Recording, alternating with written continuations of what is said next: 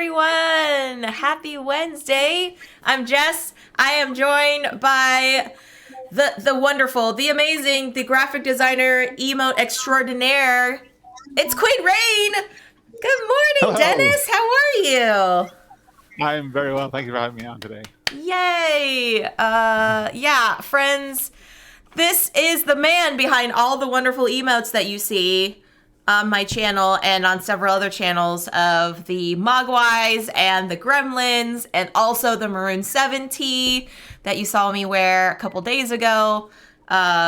He is such a well talented designer of graphics and everything. And if you catch him on his streams, sometimes he even does some graphics like in real time. So I am super glad that you have agreed to join me on stream today, my friend. Are you Yeah. excited to be like here? It's been so long since you've actually been a guest on my channel, so Yeah, well, it's been kind of a while since I've streamed any board gaming stuff. I've been playing a lot of Marvel Snap recently, okay. um, and I really got to get back into doing some more on-stream art. So I'm really excited to be here. Yeah, how is that game? I am like seeing so many people post about it. Some like are really excited and some are like it's kind of glitchy. So, what are your takes behind it?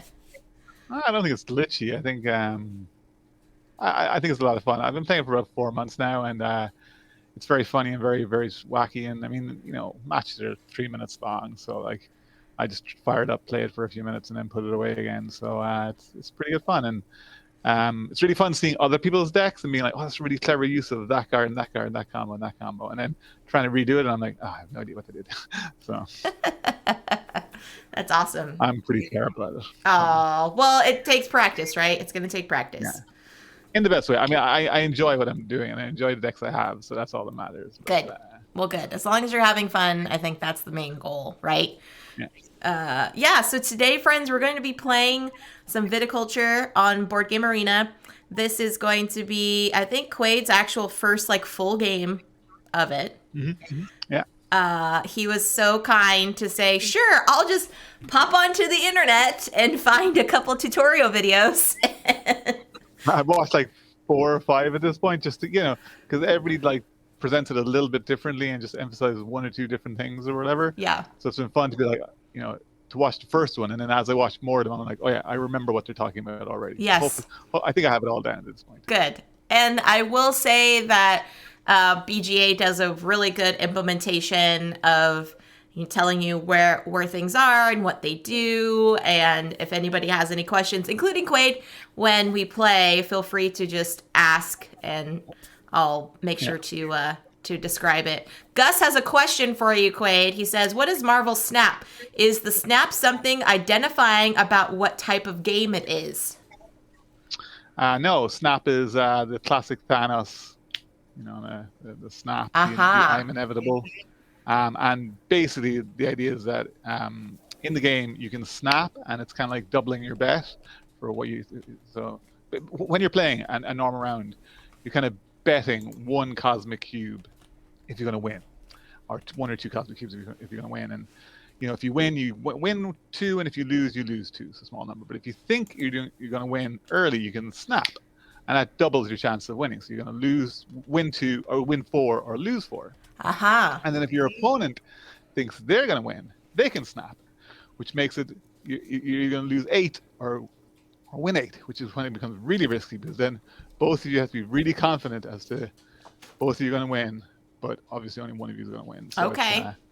it's kind of a fun, like almost like poker, bidding mechanic, and you can totally bluff people out. Like sometimes I've had a really bad hand, but I have a really good table, and I'm like, oh hey. Yeah. Thank you, Tangipu, for that subscription. Oh, I appreciate that so much. Thank you. And good morning or good afternoon to you, my dear. So yeah. so basically the idea is like it's betting, right? So it's like, Yeah. and so you think you snap and you're looking fine, and then maybe my table looks really strong, but I know my hand is rubbish. I might snap in the hopes that they get panic and quit early, because one of the core mechanics and one of the things that the game is built around is retreating. It's okay to just quit the game and be like, no, I'm out of this match, and leave. That's part of the game. It's not like giving up earlier. Because the rounds are like 3 minutes long, right? So it's not like you're playing a game of Dune and half an hour in, you're like, I'm out of this, and walk away from the table, right? And ruin for everybody or whatever, like. So knowing when to quit is as important as knowing when to play what cards. So got it. So yeah, okay. so the whole thing is that this round that the Thanos snap. You win some, you lose some. Thanos Avengers kills the Thanos twice. Exactly, Joe. Yeah, exactly right. Well, let's say hi to folks in the chat. Quaid, we've got Phantom is here. Good morning. Gus or Not is here. Joe Sandow is here. Good morning. Tangi, again, thank you for the subscription. Dan is here. Good evening to you. No Soul, No Probs is here. Saying Viticulture, baby. Yes. So we are going to get down to this delightful worker placement game. And so I am super glad to be playing it, and it's kind of along the theme of Harvest Festival, of like games that I have either a harvest or a festival or both. And I was talking with Gus last week, and he's like, well, you're harvesting grapes and then you're making them into wine. So boom, there you go. It's totally works. Yeah. I mean, as soon as you suggested it, you didn't even have to explain. I was like, oh yeah, the harvest theme, that works really well. Yeah. So, yeah. My wife just popped in to say hi there. She just leaned in on camera. Yeah. It was like an in-person raid. So. In-person raid. Hi, Claire. Yeah. There you go. So Gus says, you might say, you got to know when to hold them, know when to fold them, know when to walk away, and know when to run. Know when to run. You never count your money when you're sitting at the table. There'll be time enough to count when the dealing's done. Thank you for those song lyrics. I could always count on my husband to do that. Oh, good gravy. One of my favorite rock band songs. It's my karaoke. It's one of my karaoke songs. Is it really? Yeah, I love it. Oh my gosh. Okay, so you enjoy karaoke. I do enjoy karaoke. Have you ever done carpool karaoke? No, I haven't. No. Nah.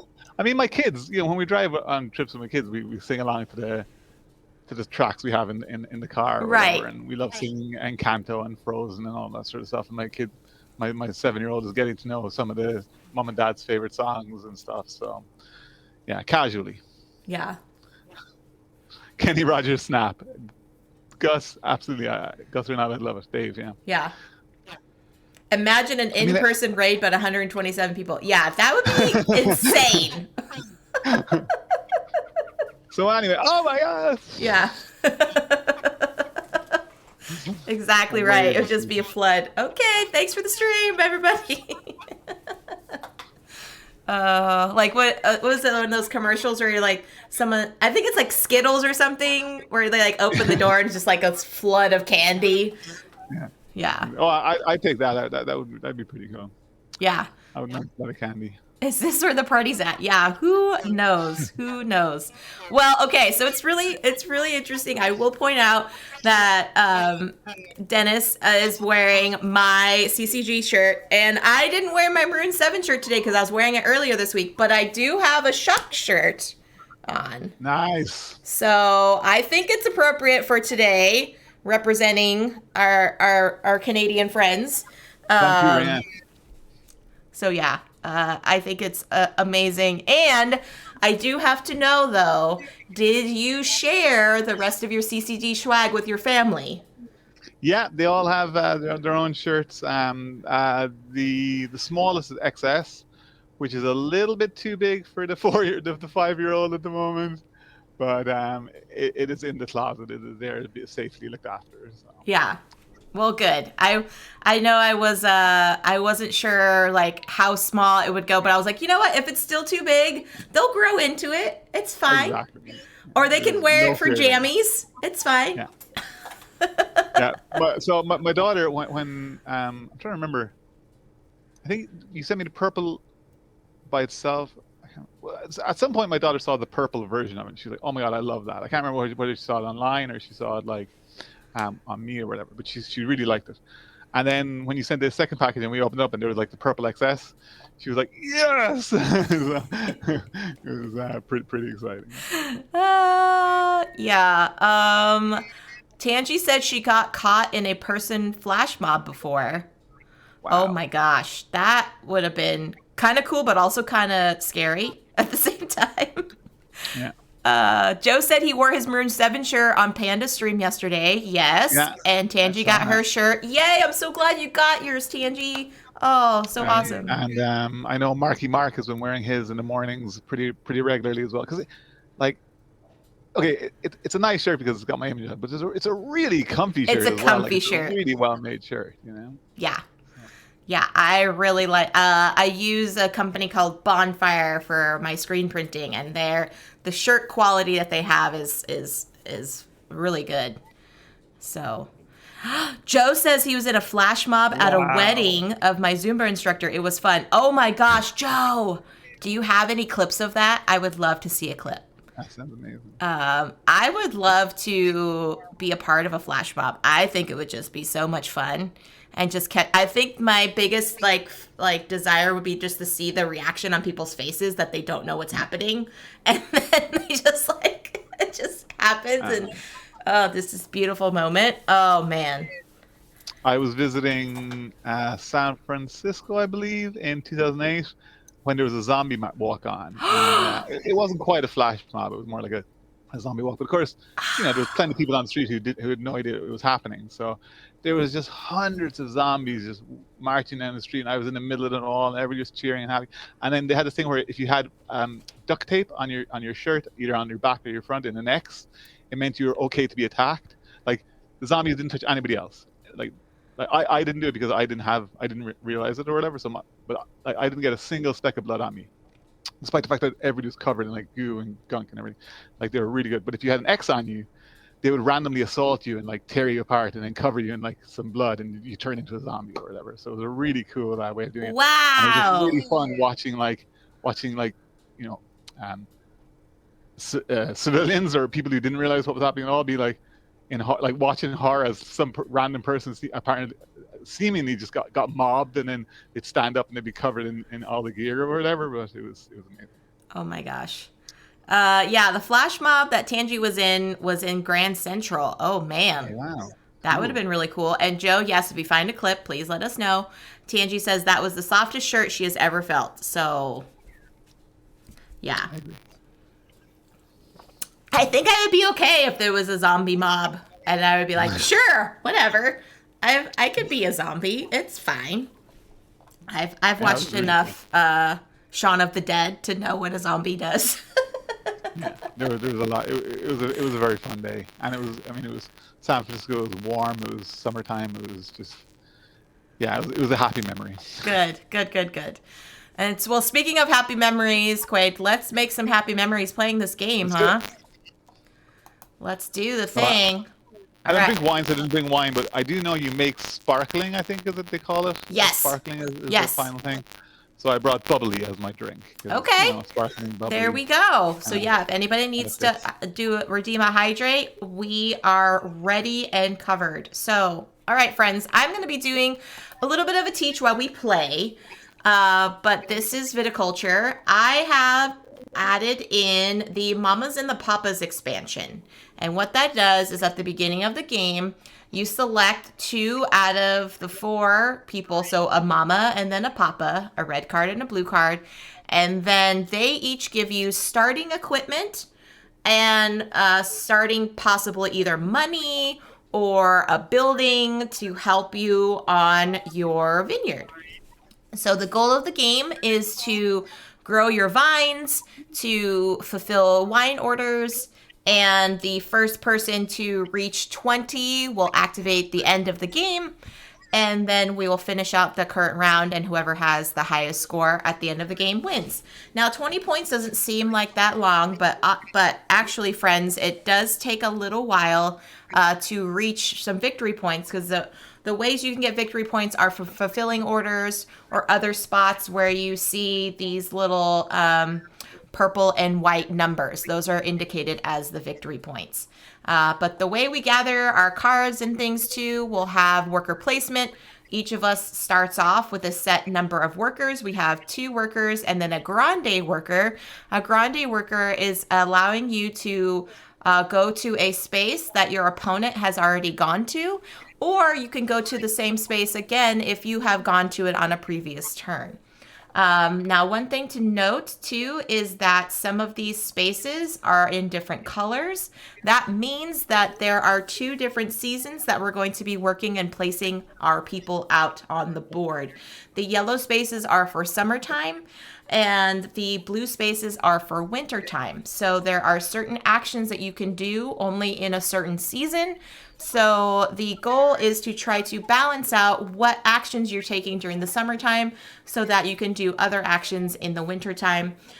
There is always a possibility for you to pass during part of it so that you can have more workers to place in the wintertime seasons. And then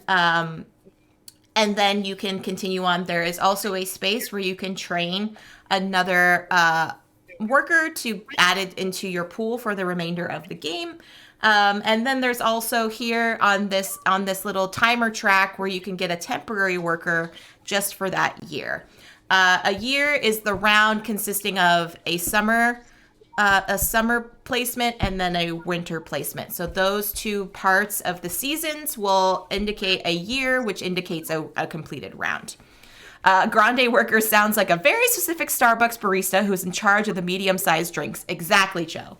That's exactly right. I think that's where they got the term grande worker. So what we're going to be doing is each of us is going to choose our mama and our papa, and we get the added resources. And then we start off here in the morning track, placing our chicken to determine what time of day we're going to awake and fulfill our duties on the vineyard. Or this is basically determining turn order. So now, since it's a 2-player game, there won't be that many spots of contention. But as Quaid and I will continue on to play, we will see some of us will be gathering the spots that we like to go to before our opponent does. And so there might be a couple turns when it's like, dang it, why did you go to spot 2? I really wanted a vine card, and so on and so forth. So as we go along, we're going to be placing things. There's also here where we have our fields where we can plant our grapes. And then when we harvest our fields, they will go here into our crush pads. So we have our red wines and our white wines. And then we have our cellars here, which will be the parts to blend in order to fulfill our wine orders. So there's the steps where we have to grow our vines, we have to harvest our vines, crush the grapes into the wine, keep them in our cellars, and then take them out of our cellars to fulfill for our wine orders. That's the basic step processes there. There's a lot of text and iconography that will tell you, but basically a lot of the spaces here on BGA tell you what to do. If there is any time that on a space you cannot do something, BGA is really good and you cannot click on a space.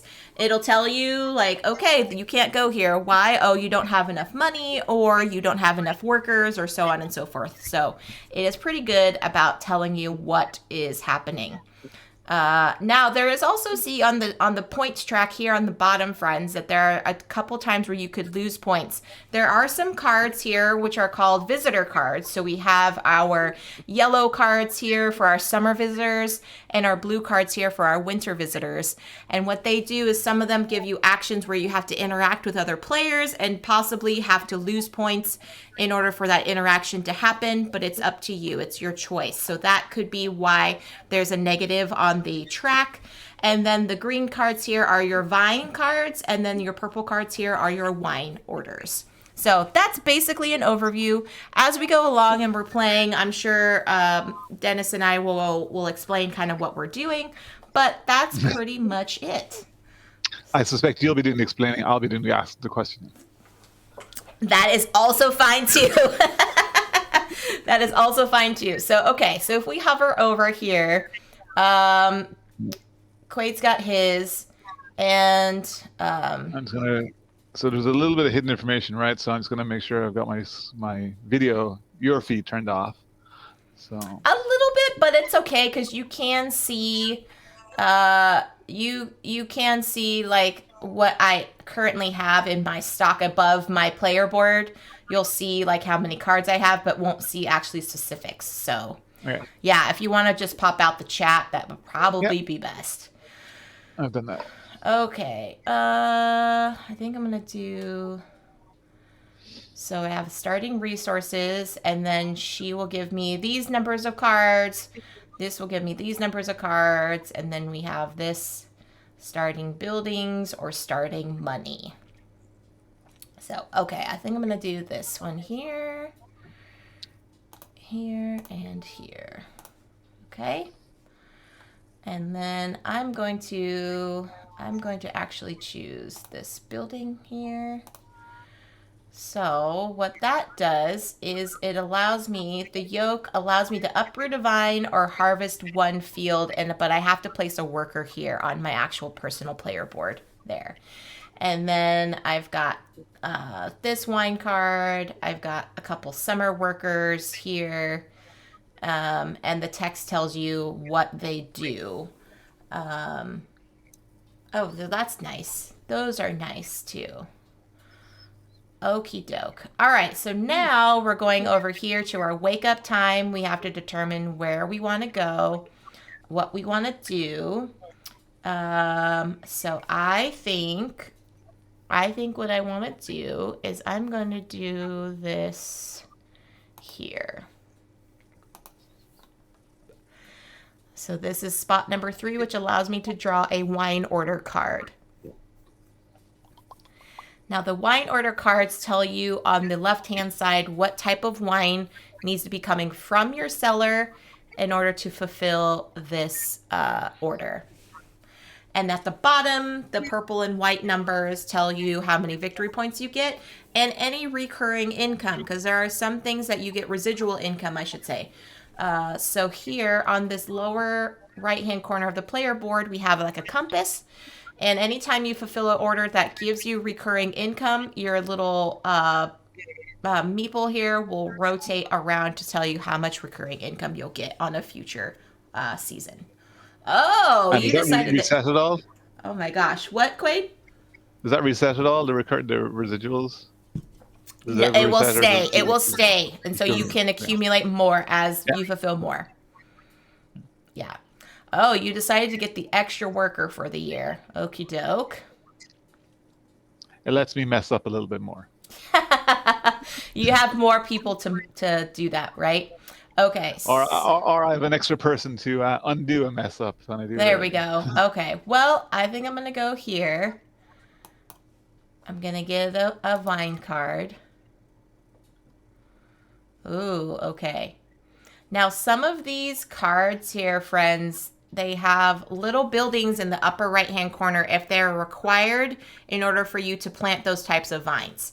And that means you must have those buildings placed in your actual player board before you can actually place those grapes, plant those grapes. So, alrighty, Quaid, what did you end up getting? Ooh, you got free irrigation already pre-built. That's nice.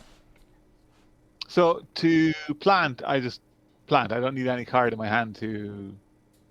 Like I just put my worker on plant. I don't need to.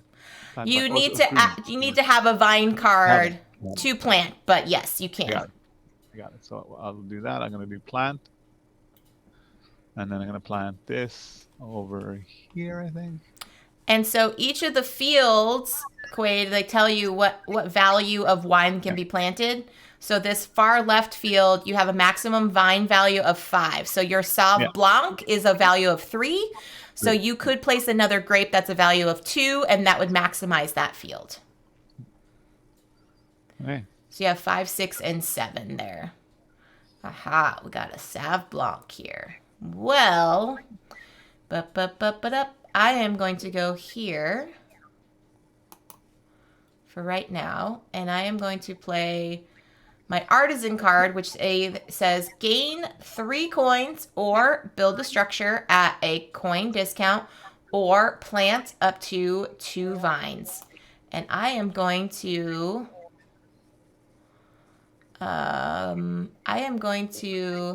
do the structure. I am going to do my trellis there. Confirm. And I cannot place both of those vineyards because I did not have the required buildings to plant those. So I just planted my trellis for a discount.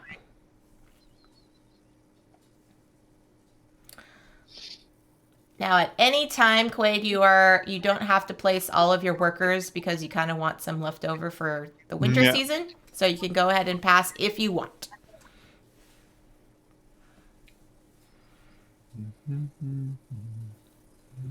Well, I do have an extra worker, so I still have 3 with Omni, right? Correct. Yeah. Is that right? Yeah, so that's 3. So it's not a bad idea. I could still play one now. But do I have anything I want to do?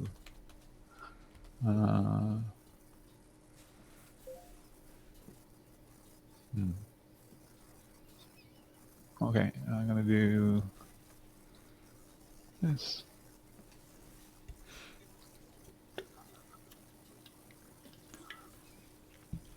So since I only have one worker remaining, I am going to pass.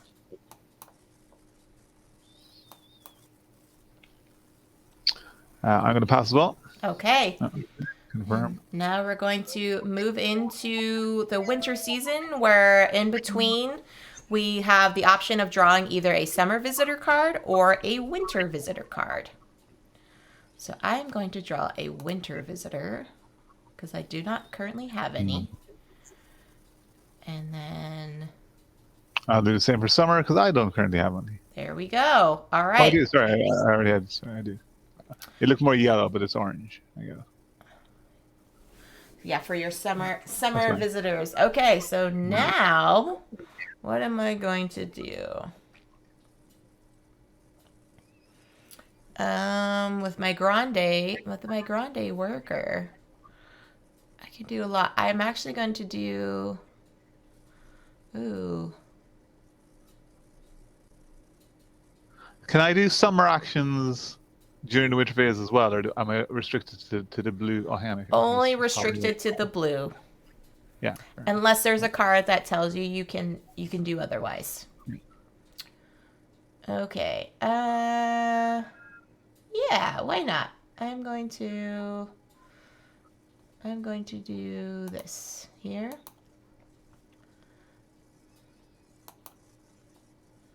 And confirm. Do I want to lose a victory point to draw 2? No, not right now. Okay. Okay, right. Let's see.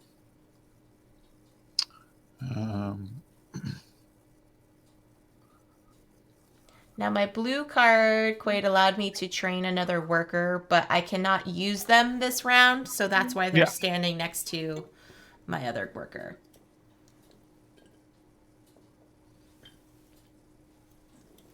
Oh, I see. So you've used all yours. Correct. So, because it immediately says I can play another one, of course, because you can't do anything right now. Correct. I've searched and concluded there is no easily found footage of the flash mob, says Joe, so let's just say it was flawless. I 100% believe that. So the space down here, train a worker for +4 for You have to pay 4 coins. And does that permanently give me another worker? Correct.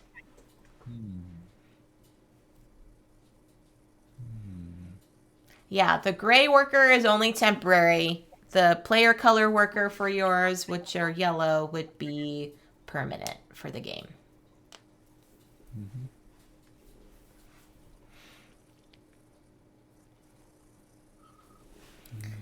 And don't forget, friends, we are going to still play our Can't Stop Express tournament today. It will be the final tournament of October, so whoever wins today will get their bag of swag. And Quaid's going to join me for that, hopefully redeeming his current score. We shall see. We shall see. Ooh, so you chose a vine card. Okie doke. I will get a coin. That's fine. And if any of you have played this game IRL, you actually get all of these wooden meeples in your player color. And it's really, really nice. It is very nice. Um, Yeah. so is 4 the maximum number of workers you can have, or can you train extras beyond 4? You can, because if you see in your tableau of resources, you actually have 2 more here. So you could Oh, I technically see. have Yeah, yeah, 6. yeah. Cool. But you would have to pay every time. Yeah.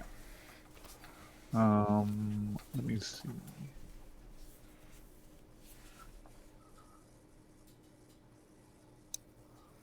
Sorry, friends. I realize moving up and down might be a little unnerving, but...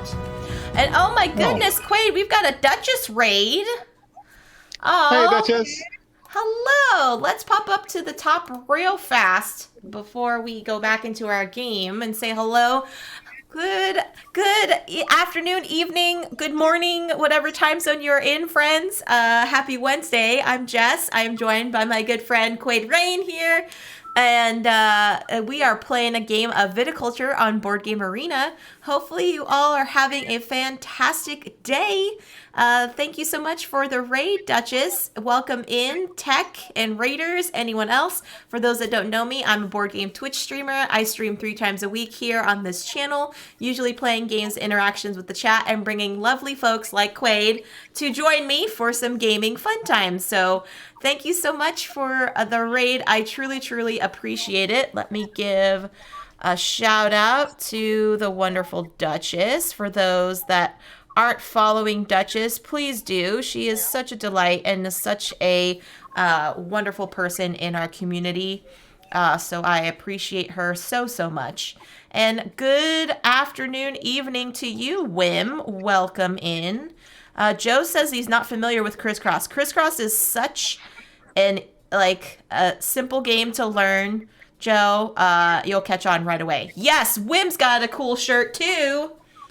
I know. Wim said he was sporting it the other day. So CCG is going worldwide, everybody. We're spreading the community love, and I think it's amazing. Yeah, I agree. Quaid, why don't you share a little bit about who you are and what you do for the Raiders that might not be familiar with what you do in the board gaming space? I think I would be considered a variety streamer. Yeah. I do a little bit of board games, a little bit of cooking. I love doing cooking streams from my kitchen because it's like right there. I do. So I love doing baking. If I have the time, I'll pair a board game with a recipe that's not too involved, and then do both at the same time. I love doing art. I do a lot of digital art on my iPad for friends and for myself, and just for amusement. And I love doing. I've been doing a lot of Marvel Snap, like pretty much everybody else in the world at the moment. So some video game stuff as well. Very cool. Very cool. Thank you, Wim. I will be checking the volume levels here. Sound is going bad. It might have just been a little too hot. We were just so excited. So, but thank you, Wim, for that. We're going to jump back into the game here. And, yeah, so we are playing Viticulture on BGA. This is Quaid's first full-on game of Viticulture. Yeah, so chat with any tips, feel free to send them my way. Let's have a look. Yeah. Hey, Timey, welcome in.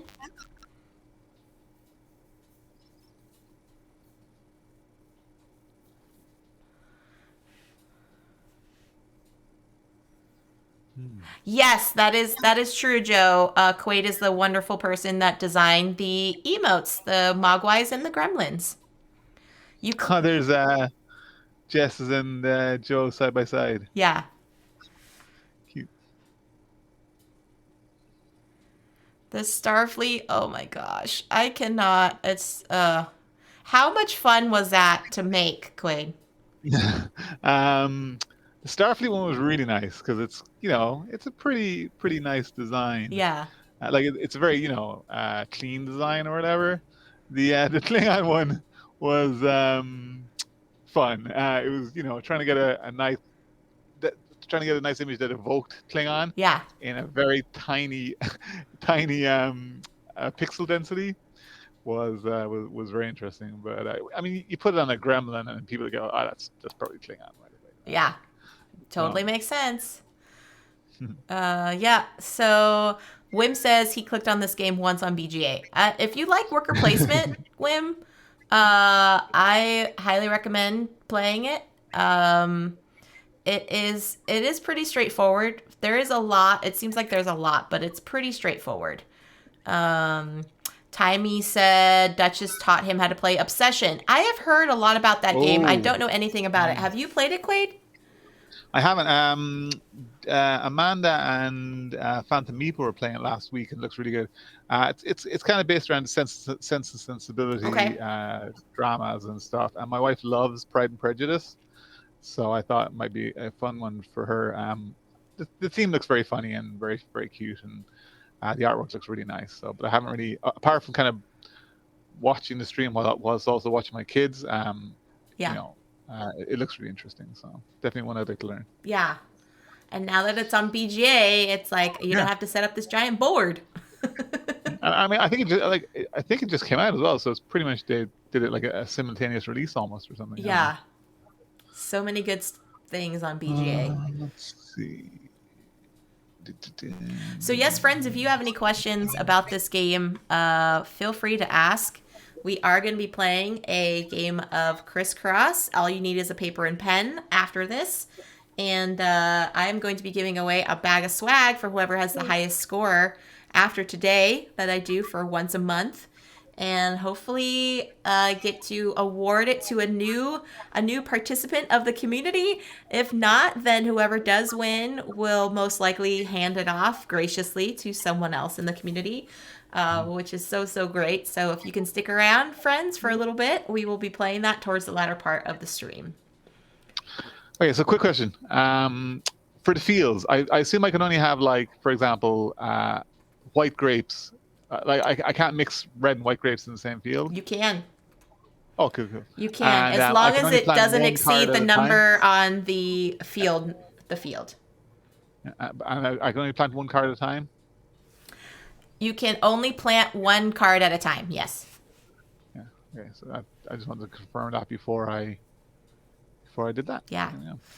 Oh, Wim said philosophy just funded. That's cool. Yeah. That's cool. I recently just backed To Breeze, the new game coming out from Randy Flynn, who won the Spiel des Jahres for Cascadia. And I'm going to be playing that tonight, friends. Nice little segue I did there. You see it? I'm going to be playing that tonight on Benita K's channel with Randy and Benita, 6 p.m. Pacific, 9 p.m. Eastern time. So if you all can join me for another delightful worker placement game, that'll be happening there. Breeze was at Shucks this year with a certain Phantom Meeple demo. Yes. That is right. And that demo copy, Quaid, actually he brought back to the Seattle area, and I got to play it. Wow. So that was really, really fun. I must say, when they rolled out the neoprene mat, I was like, ooh, deluxe components. And they're like, no, this is what comes in the box. I was like, oh, no. Yeah. Because I'm just like, I have a big collection of neoprene mats. It's, people talk about upgrading their games and making them fancy and pretty all the time and all this stuff, but I just have an addiction to neoprene mats. I just really like playing on them and using them and having them and stuff. So yeah, every box on the backer kit will come with a neoprene mat, and there's also a current backer kit level where you can get metal coins as well. So all the little fun bits. So, friends, I used my Grande worker because Quaid already placed his meeple on the planting area, but I also wanted to plant. So I used my Grande worker, and that allowed me the ability to plant as well. And so now... So did I! So now Quaid's doing the exact same thing. It's planting party. Wim has a question for you, Quaid. How do you store all of your mats? Actually... Do you mind if I just step away for 1 second? No. Go. Show and tell time.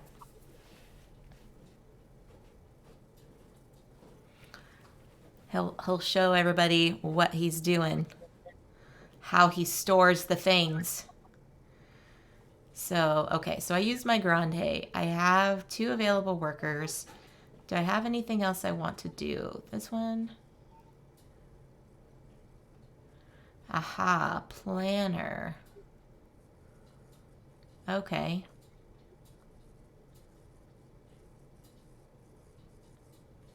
I don't want to harvest just yet. I think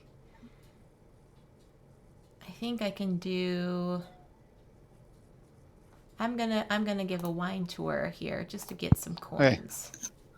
Let me see. I'm just gonna quickly okay. Just gonna turn on my screen so I can center myself when I'm showing this off. So don't reveal your cards for a second. I'm not gonna. Doesn't bother me. But I don't know if this is the best way to do it because some people might say it might crease the mats, but this is how I do it. You use clothes hangers, right? So you got like your Aha. mat, and then it's hanging up in the closet. Okay. And for example, so with the bigger mats, obviously you got to fold them a couple of times.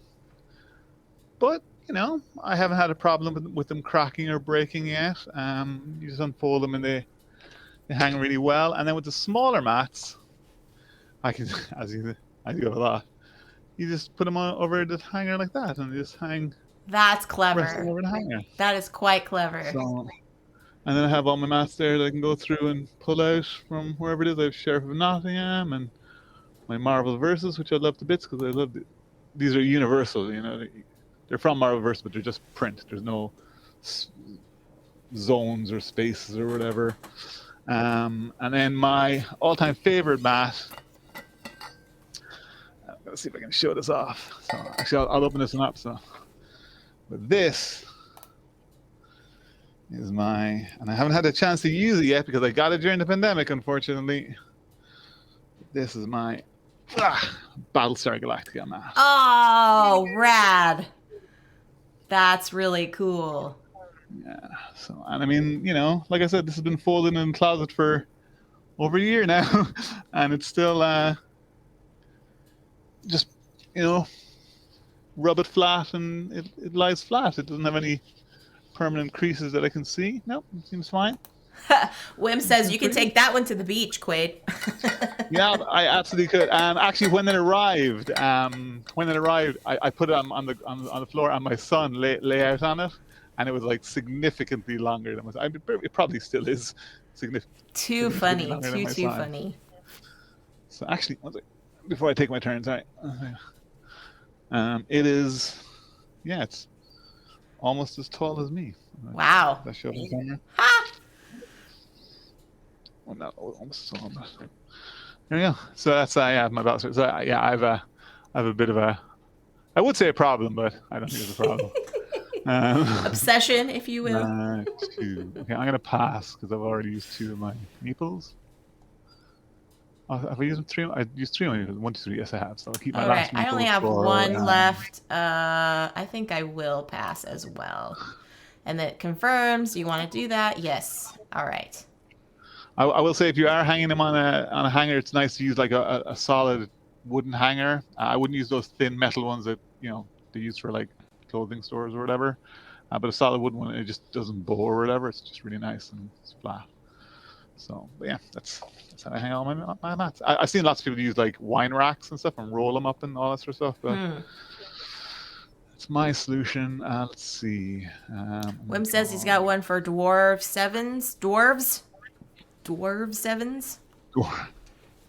Don't know what that is. I have Sheriff of Nottingham one.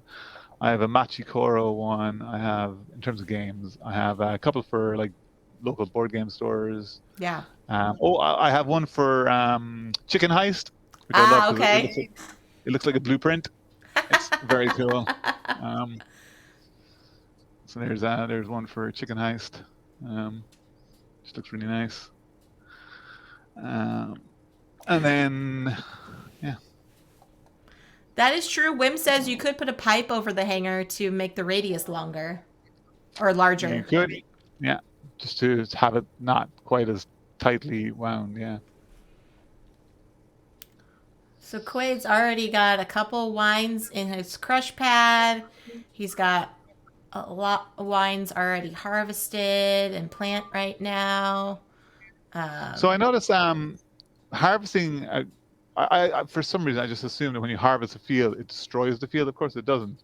it stays there, and I can harvest it multiple years, like each Correct. time. The only way you will Or destroy is if you you decide to uproot. sell your field, which is Yeah.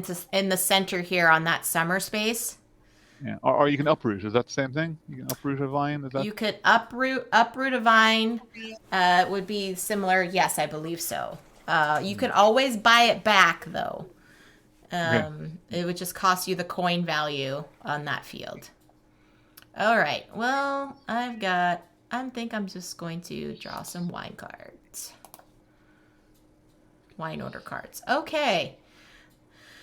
Haven't had much movement here. I'm thinking we're gonna start fulfilling some wine orders though, Quaid. There I know. needs to be some Because wine like orders getting fulfilled, my friend. right now, it's not even like I haven't even crushed them yet, right? So they're not even like aging every year for me. They're just sitting there in the barrels. No, yours always ages if it's in the Oh, crush pad. oh, I thought it only aged when it was in the. No, because you harvested for a 6, Oh yeah, you're right. Yeah, I see and that. Yeah. so it went up in 1. Yep. So and then Wow, you it ages harvested in your the Sauv crush pad. Blanc, I think, 2 turns ago. Yeah, yeah. So That's yeah, I hadn't spotted that. it Good. ages. So, It ages. Okay, what am I doing? so remind me, it's the purple cards for does the purple cards give you what you need to sell, like the combination of Correct. Those are things you can your sell? orders. Yes. Those are Right. the orders you're trying to fulfill. Correct. Okay. Okay. Um,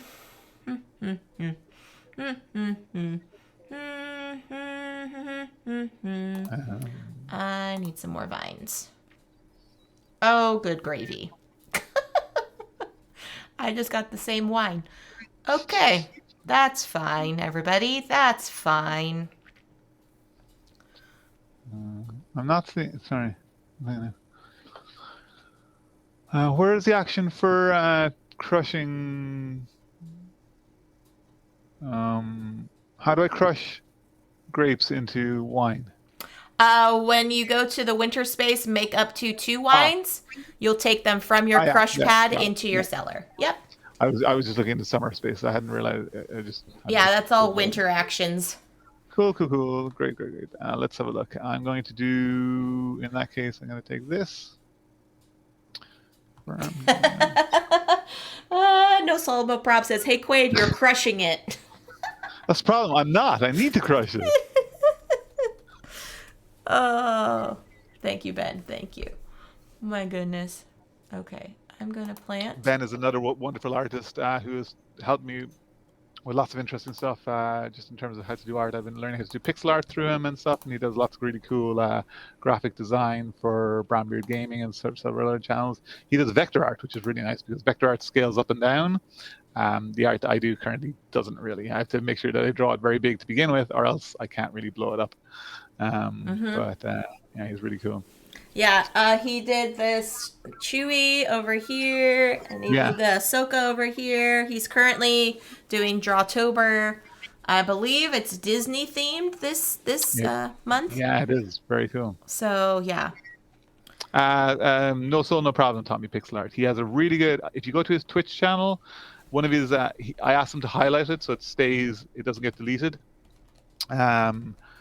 He highlighted a stream where he does like a full tutorial on how to do Twitch, sorry, pixel art, specifically on an iPad using Procreate, the app that I use. And it was really nice because I couldn't join him for that stream, or more to the point, I joined him right at the very end. Like literally, the thumbnail when I opened up Twitch was still the pixel art, and then by the time I clicked on it, he'd moved on to his next subject or whatever. But obviously the VOD was all there, and it was really nice when I watched back the VOD. Like he specifically did it through Procreate because he knew that's what I use. He remembered that's what I use, so it was just really, really nice. Yep. So there you go. Give a shout out there for Ben. Follow him. Super sweet guy. Would love to meet him IRL. And Ben says he fell off the Drawtober train. I'm a busy boy. Well, yeah. When you got commissions that you're getting paid for, I get it. Less time to do fun things. So, yeah.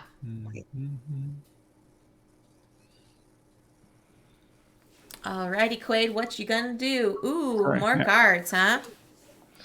All right. Is there a hand limit? Oh, it is 7, right? 7, 7. correct. I think I'm going to... Ooh, ow. I think I'm going to And I plant... can discard cards, right? Correct. Once I hit 7, I can discard Correct. that. Or yeah, more than 7. Yeah. I am going to plant. I'm maximizing that field. I don't have any white wines, which is a bummer. But hopefully I can get more card orders that will give me red wines. Because that's all I got in my cellars. Or going to be in my cellars. So, yeah.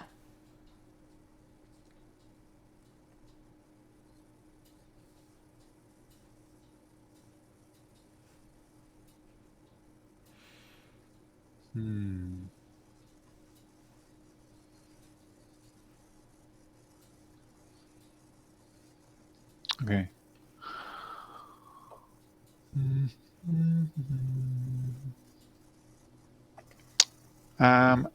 How do I play a worker? I can see where I play the blue worker. That's over on the play blue card. Oh, there it is. I see it. Got it. I play this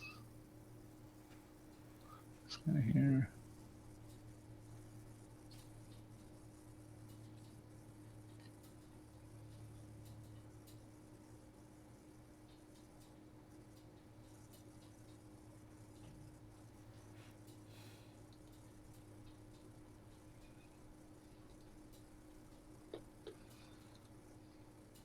All right. What we got? Oh, we got to play. You played a summer worker. Do I want to play this summer worker?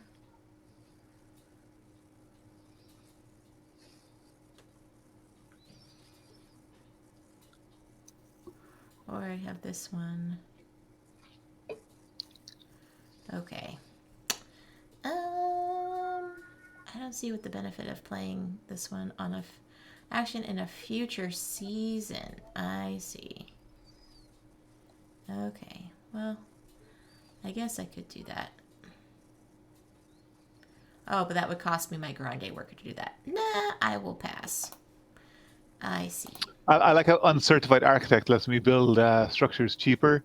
That just sounds so dangerous, though. Yeah, uncertified. What's the Simpsons reference? Non-union Mexican equivalent.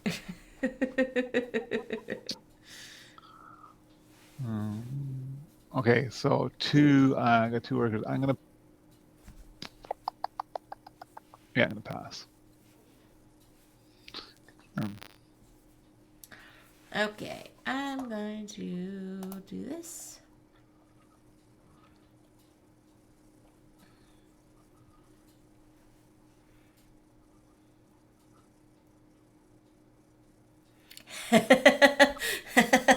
Joe says, I'll have a grande rosé, 2 pumps vanilla, light ice.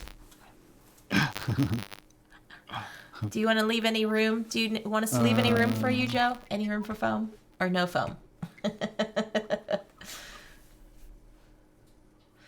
Okay, let's see. What do I got now? Oh, that one's nice. That one's nice. I will wait to use that one.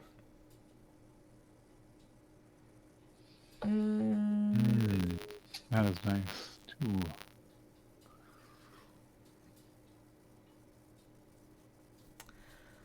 Okay, I will do this then.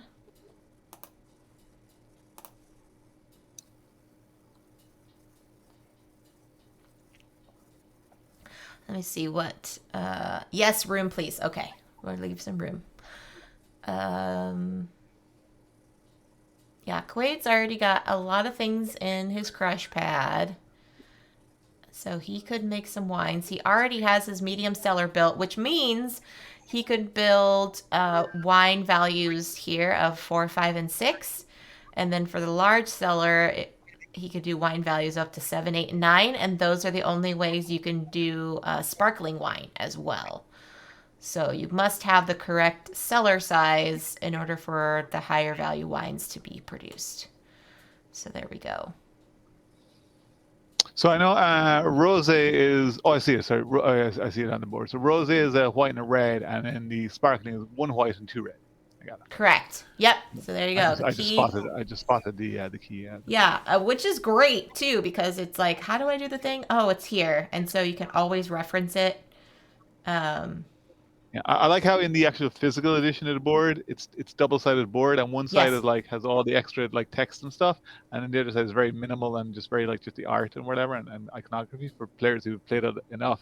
They know that sort of stuff. Yep. I just like the kind of cleaner look to the board. It's really nice. Yeah, I'll do that. This one I will pay to train a worker. Yeah, I have to agree, Joe. Sparkling is 1 white and 2 red. I was a little I was a little bit confused about that myself. What nonsense is this? Yeah. It did throw me for a loop. Too funny. You're like, did you actually talk to any sommeliers about this and some, actual vintners? I don't know. I somehow doubt it. Let's have a look. I'm gonna try this. Confirm. Okie doke. No, now Quaid's gonna be first player. Okay. When do I have to scar down to 7 cards? Before the next round. So I'm allowed to draw more. Like if I pick one of the things that gives me cards. Yes, if you draw now and you're able to use it, then yes, you're fine. That's fine. Yeah, because currently you're at your hand limit. Yeah.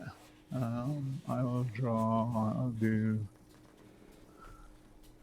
this.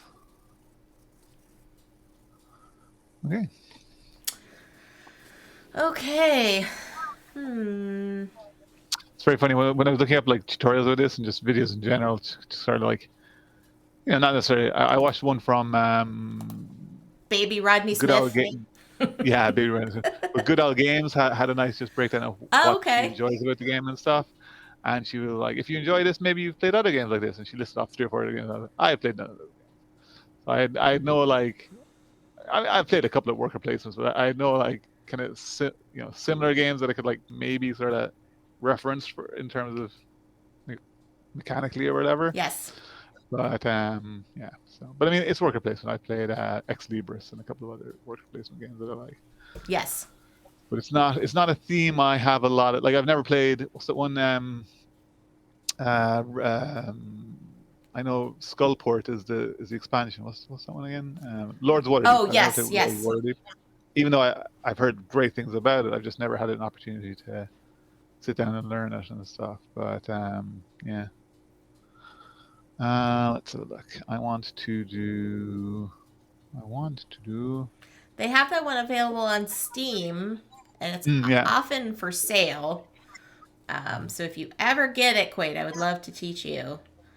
I also have the current like physical game IRL too, because it plays up to 5 people, which is nice. Okay, I'm gonna do this.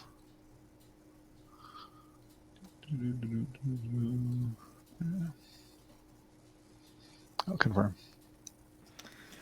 Okay, let's see. I appreciate this game lets you confirm. Some games like it's very random on BGA, whether it's like, oh, you've accidentally clicked something, well, too late, you've taken your turn, or whether it's like, yes, would you like to confirm this action?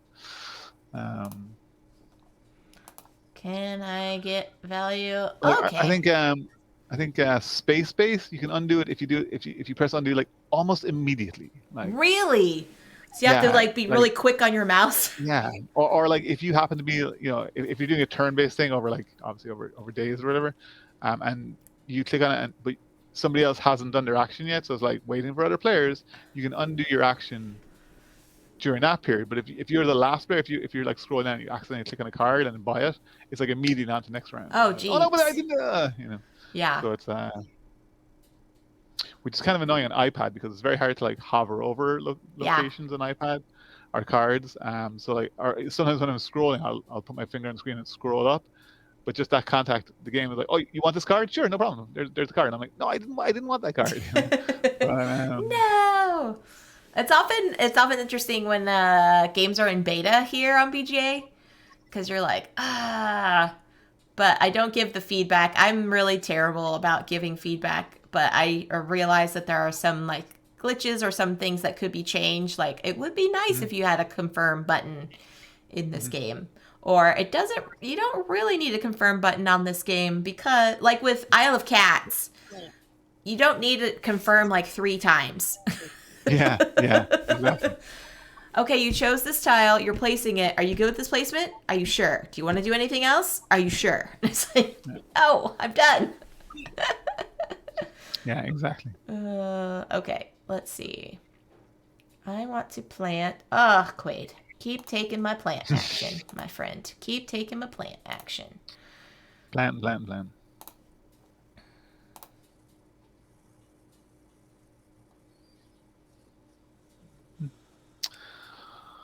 I think. I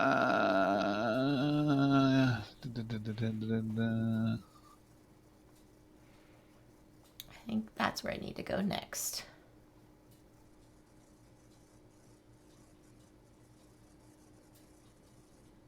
So the action in the middle board: sell at least one grape.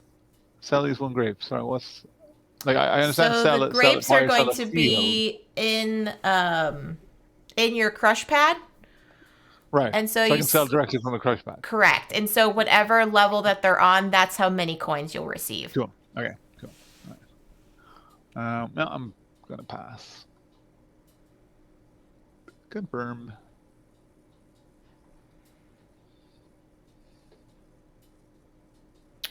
Okie doke. I need to build a building. I don't have any coins. Dang it. Oh, darn it. Have you and Dave had a chance to watch Werewolf by Night on Disney Plus yet? No, what is that? It's a Marvel Cinematic Universe movie. Well, it's a movie, but it's 50 minutes long. It's just one extended episode, basically. It's all black and white. It's very, very cool. It's classed as horror, but I don't like horror. I just don't enjoy horror, but I really enjoyed this. It was very atmospheric and very like auteur, but like in a good way, like just stylish and classy and stuff. And it was really trying to evoke the classic Universal monsters kind of thing or whatever. So like it wasn't very gory. It wasn't very like jump scary.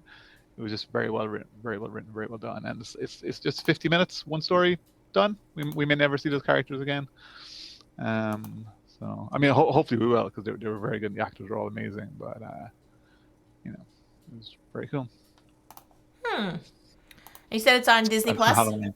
Yeah, for Halloween. It's just a nice thing to watch for Halloween. Yeah, it was available on Disney Plus. So Joe says he still has to watch She-Hulk. Oh, She-Hulk. She-Hulk is the best. Is the second best thing Disney have produced for the Disney Plus platform.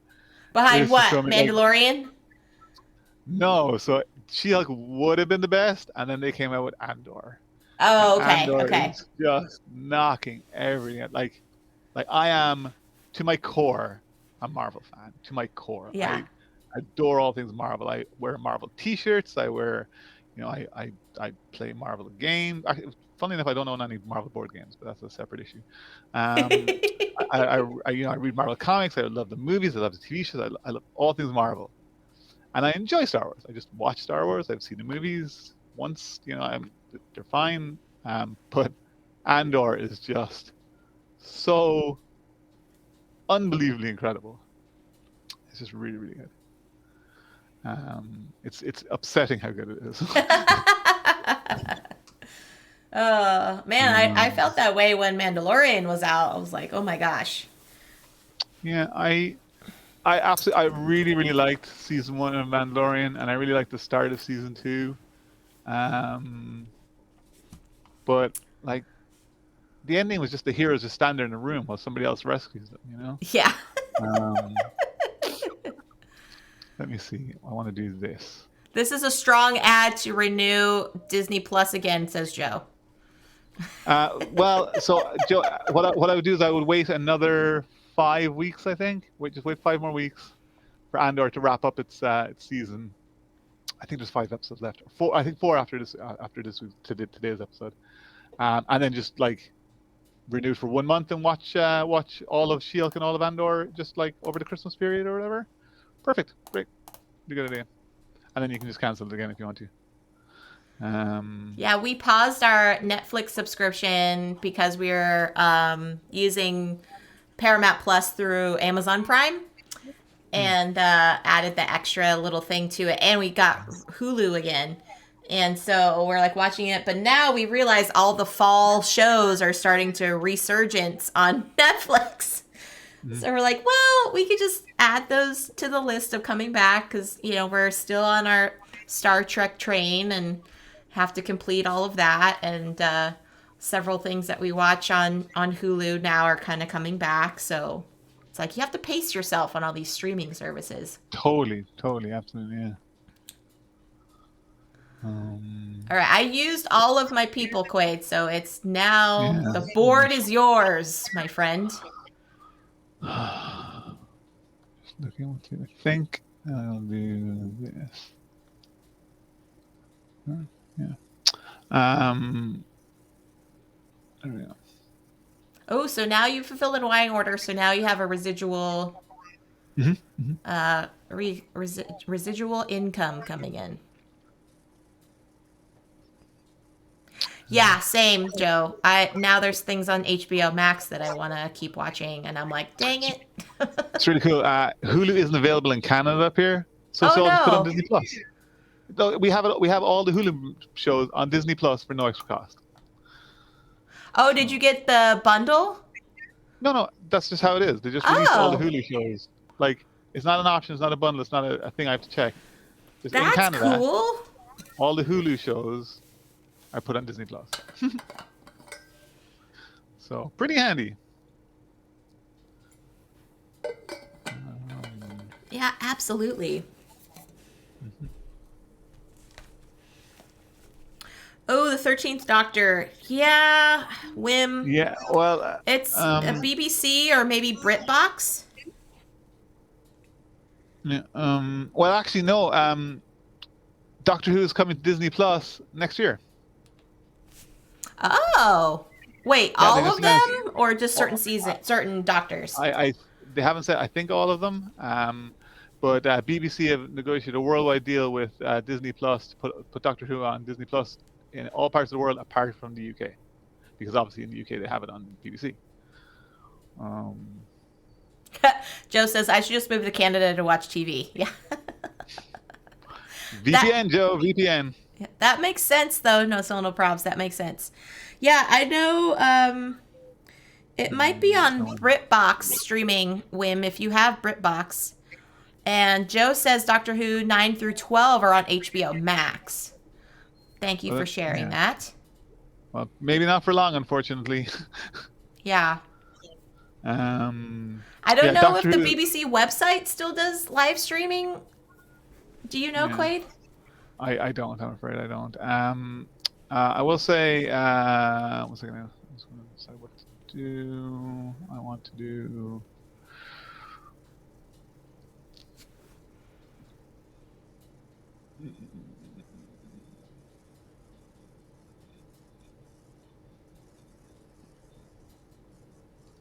There. That. Oh, Ben, why did you have to yeet yourself from HBO Max? Were you watching too many things?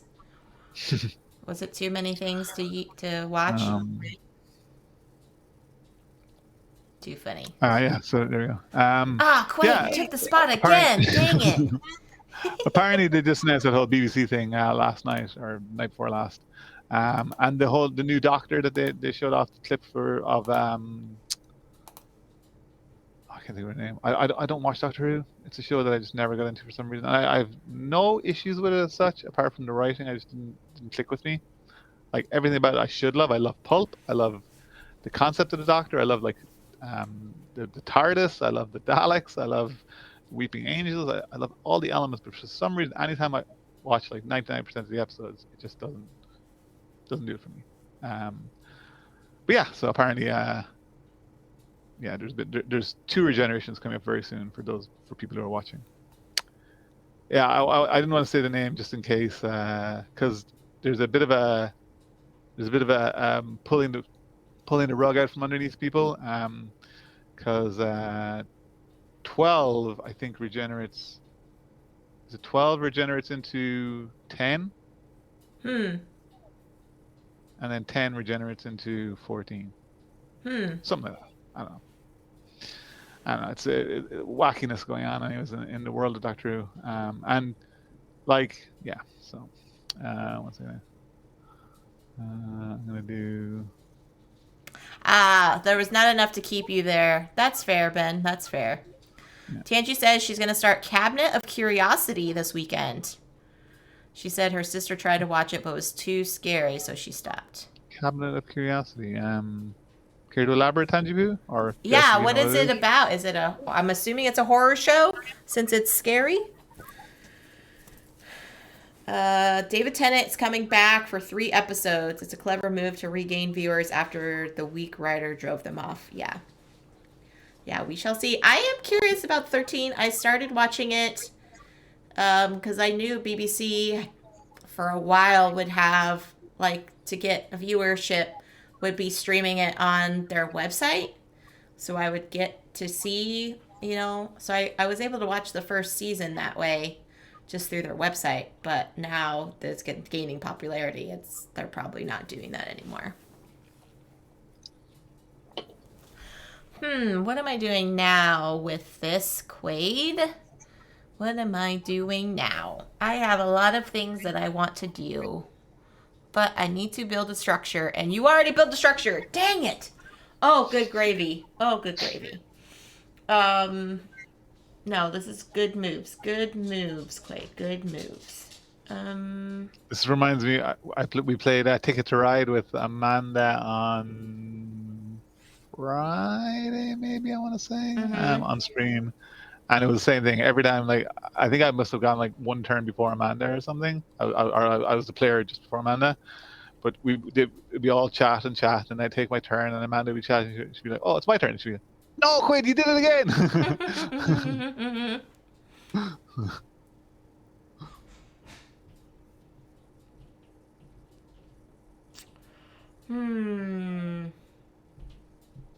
Yeah, I agree. The problem with taking over a show, Joe says he wishes Russell T Davies, I think he's the one who rebooted Who at 9 in the first place, and it has been one of the more popular showrunners, and it's coming back.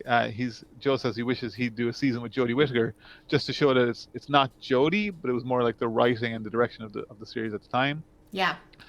But I guess new showrunners want to come in and like kind of refresh things and do things differently. Very true. I guess it's easier to like it's harder to like work in the constraints of someone else's material rather than be like, no, this is what I want to do and this is what I want to bring. So yeah, I get it. I think Jodie Whittaker is an amazing actress anyways, and she did a wonderful, she's done wonderful other work or whatever, and from what I hear, she did a fine job in Doctor Who for what she could do. But yeah. Ooh, Tanchi says it's a Guillermo del Toro series of short tales of horror. Oh, I knew. Yeah, I recognize the name. That's right. I did recognize that. Yeah, that sounds scary. I will choose pass on that, Tangi, and pass on my turn. I am not. Like I said, I'm not a horror person at all. I don't enjoy it. But I loved Werewolf by Night, which I wouldn't consider horror. I just didn't consider very atmospheric. I mean, I like horror from, I don't know, probably like the 40s or something, like the Italian films, black and white, for the artistic direction, but I'm not into new horror nowadays. I mean, that's pretty much what Werewolf by Night is, very much like influenced by that horror and that era. So I think you'll enjoy Werewolf by Night just based on that alone. Yeah. Um, yeah. Okay, that's And the trailer for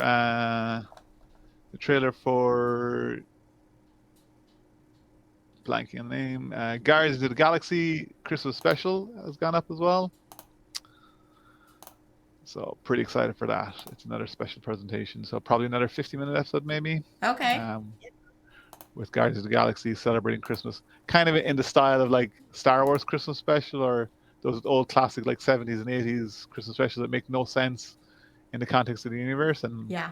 apparently James Gunn is leaning into that whole thing that it's going to be very silly and very nonsensical and just fun, which is I'm on board for. Yeah. That, so.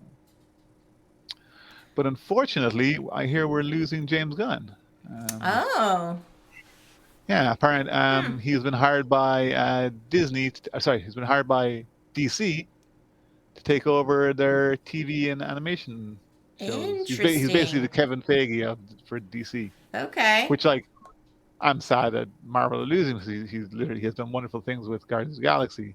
But I'm super delighted for him. I think, and I'm super delighted for DC and DC fans. I think, hopefully, this could be the opportunity. You know, again, kind of like Russell T Davies, Yeah. an opportunity for a fresh face to come in and a fresh enthusiasm and a fresh outlook and hopefully change things. Right. Oh, sorry. Do that. Quaid is one step ahead of me, everybody. One step ahead. What was I going to do? One step ahead in London. Dun, dun, dun, dun, dun, dun. Yeah, that's fine. I will do that. And play. And discard. And do this. Throwing out wine like a crazy person here. My goodness.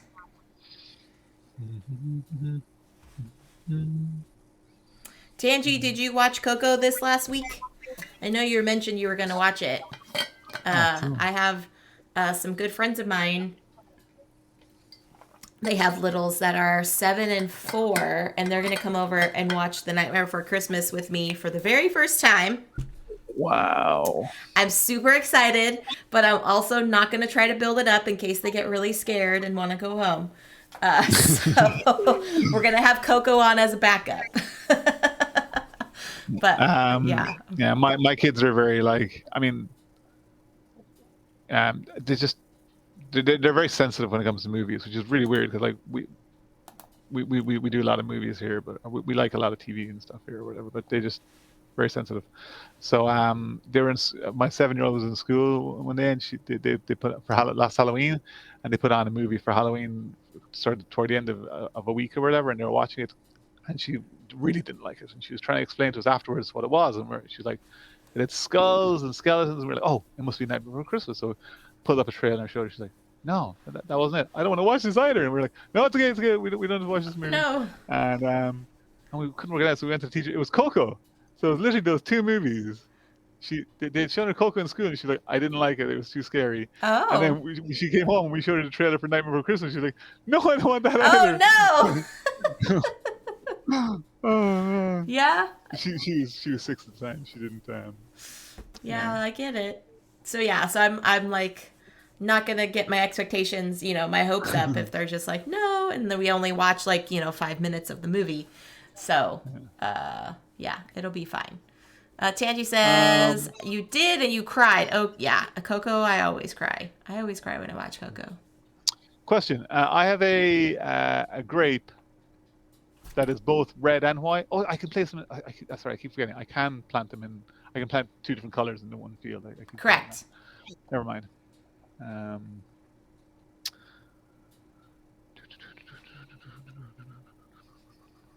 Got the email about Wicked and Wise. Want that game? Yeah, that one's a fun one. Yeah, that's what I'm thinking, Tangi. I'll just have Coco on as a backup. They've watched that several times, so we'll just have that on as part, plan B if needed. But yeah, I think what happened was the younger one saw like a Disney short, and Jack Skellington was on there, and he kept talking about it to his parents, like, "Oh, I saw Jack Skellington, da da da da da," and so they're like, your Auntie Jess likes this movie too, and so I'm like, well, we could always watch it. Yeah. Sorry, what was I gonna? You're gonna watch Soul this weekend? Yeah. Soul was okay. I wish they did some different actor choices. But I thought it was okay. And I'm sure, Tangi, you've watched all the Hocus Pocus. Did you watch all the Halloween Town movies too? Because that's also Halloween themed. Yeah, Joe, Tangi is younger than me. Yes. Oh, well, I don't want to say yes. I don't know for sure. Okay, what am I gonna do? Oh, I can build a structure now. Yay, thank you, Quaid. Building my structure.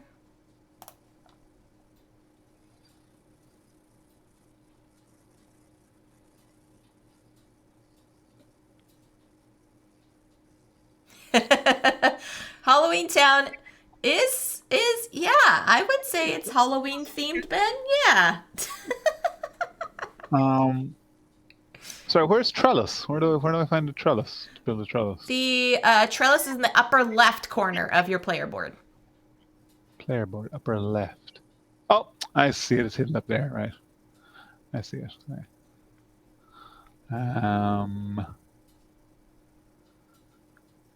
Yeah, If Nightmare Before Christmas came out when you were young enough to be scared by it, then he realizes how old he is. Oh, Joe, we still love you. It's fine. Now I'm gonna build my other structure because I need the other structure now. I mean, I was scared by Toy Story 3. That scene in the trash factory, fire or whatever. Oh my god. Yeah. And like you're sitting in the cinema going, "No, there's like 45 minutes left of this movie. There's no way it ends now." Yeah. But it was still like.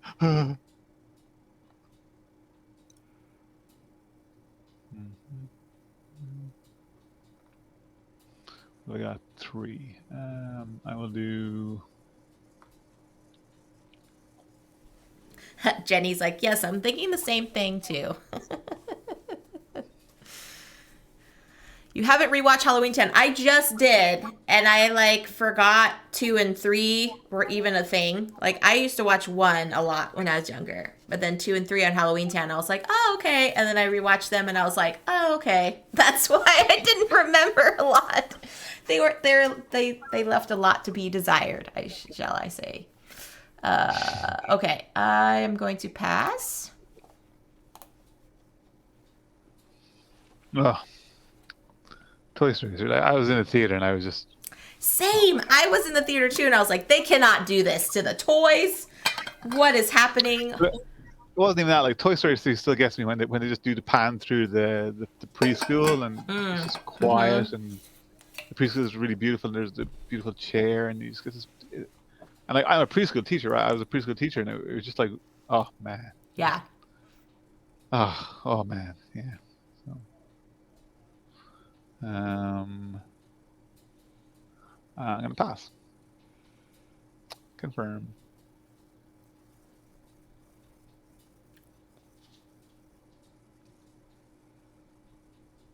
Tangi used to be terrified by Sid from the original Toy Story. Yeah, he was a creepy kid. Yeah, he really was. Yeah, creepy kid for sure.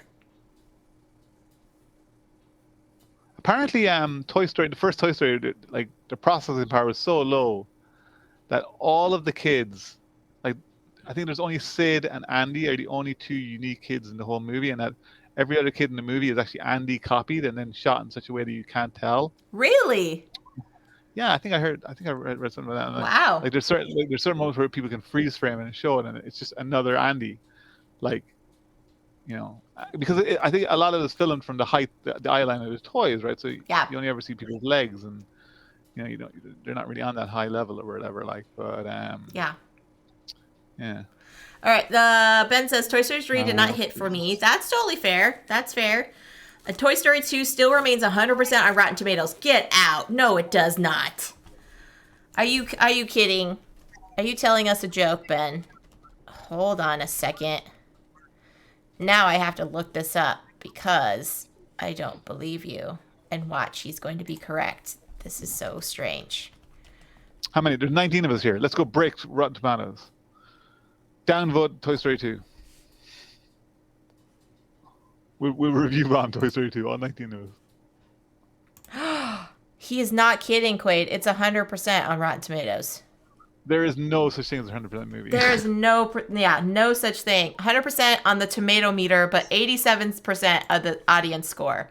My goodness.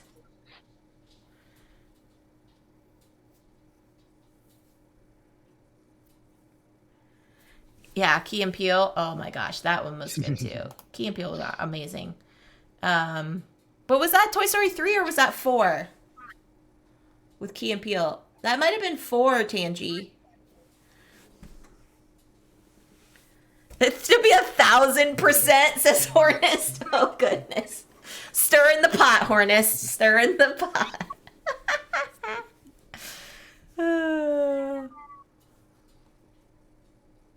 Yeah, I think Key and Peele were in 4. Toy Story 4. Toy Story 3 had was the daycare. Mm-hmm. Yeah. Toy Story 2 is in my top Disney period. Wow.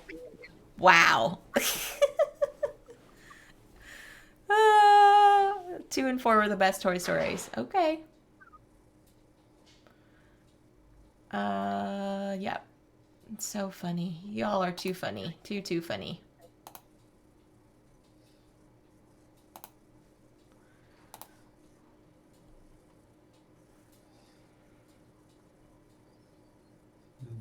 We can't get rid of them because the purchaser is afraid they'll turn evil if we abandon them. Oh, do I want to retrieve my grande worker? Do I want to do that? Oh, Quaid, you're leaving me in a dilemma now. Sure, why not? But I'm going to do this. And finally fulfill a wine order. It only took me 6 rounds of the game. Wait, I'm yellow? Oh, I thought I was winning. You are yellow, my friend. Have to watch Lightyear. Lightyear I thought was okay. Yeah. It wasn't great. I will say okay. I got free tickets to it and watched it on the preview nights, like a Wednesday night. Yeah. And Thursday. And you know what? It was worth it for a free movie that I got to see. Yeah, I thought it was all right. I think it actually detracted for being associated with like Toy Story and Buzz Lightyear. I think it was a really fun sci-fi adventure movie that could have easily been told as like a brand new franchise, but yeah, I enjoyed it. Like some of the action sequences were incredible, and the voice acting was amazing. Like Taika Waititi is brilliant in it, and yes, Chris Evans is amazing, and you know there's sorry, I'm trying to decide what to yeah, so. Incredible reviews, says Joe. Saw it for free. Was worth it. but that's exactly what I mean. Like, you know, I'm glad I saw it for free because I think I might have been a bit disappointed if I'd paid for it. Oh,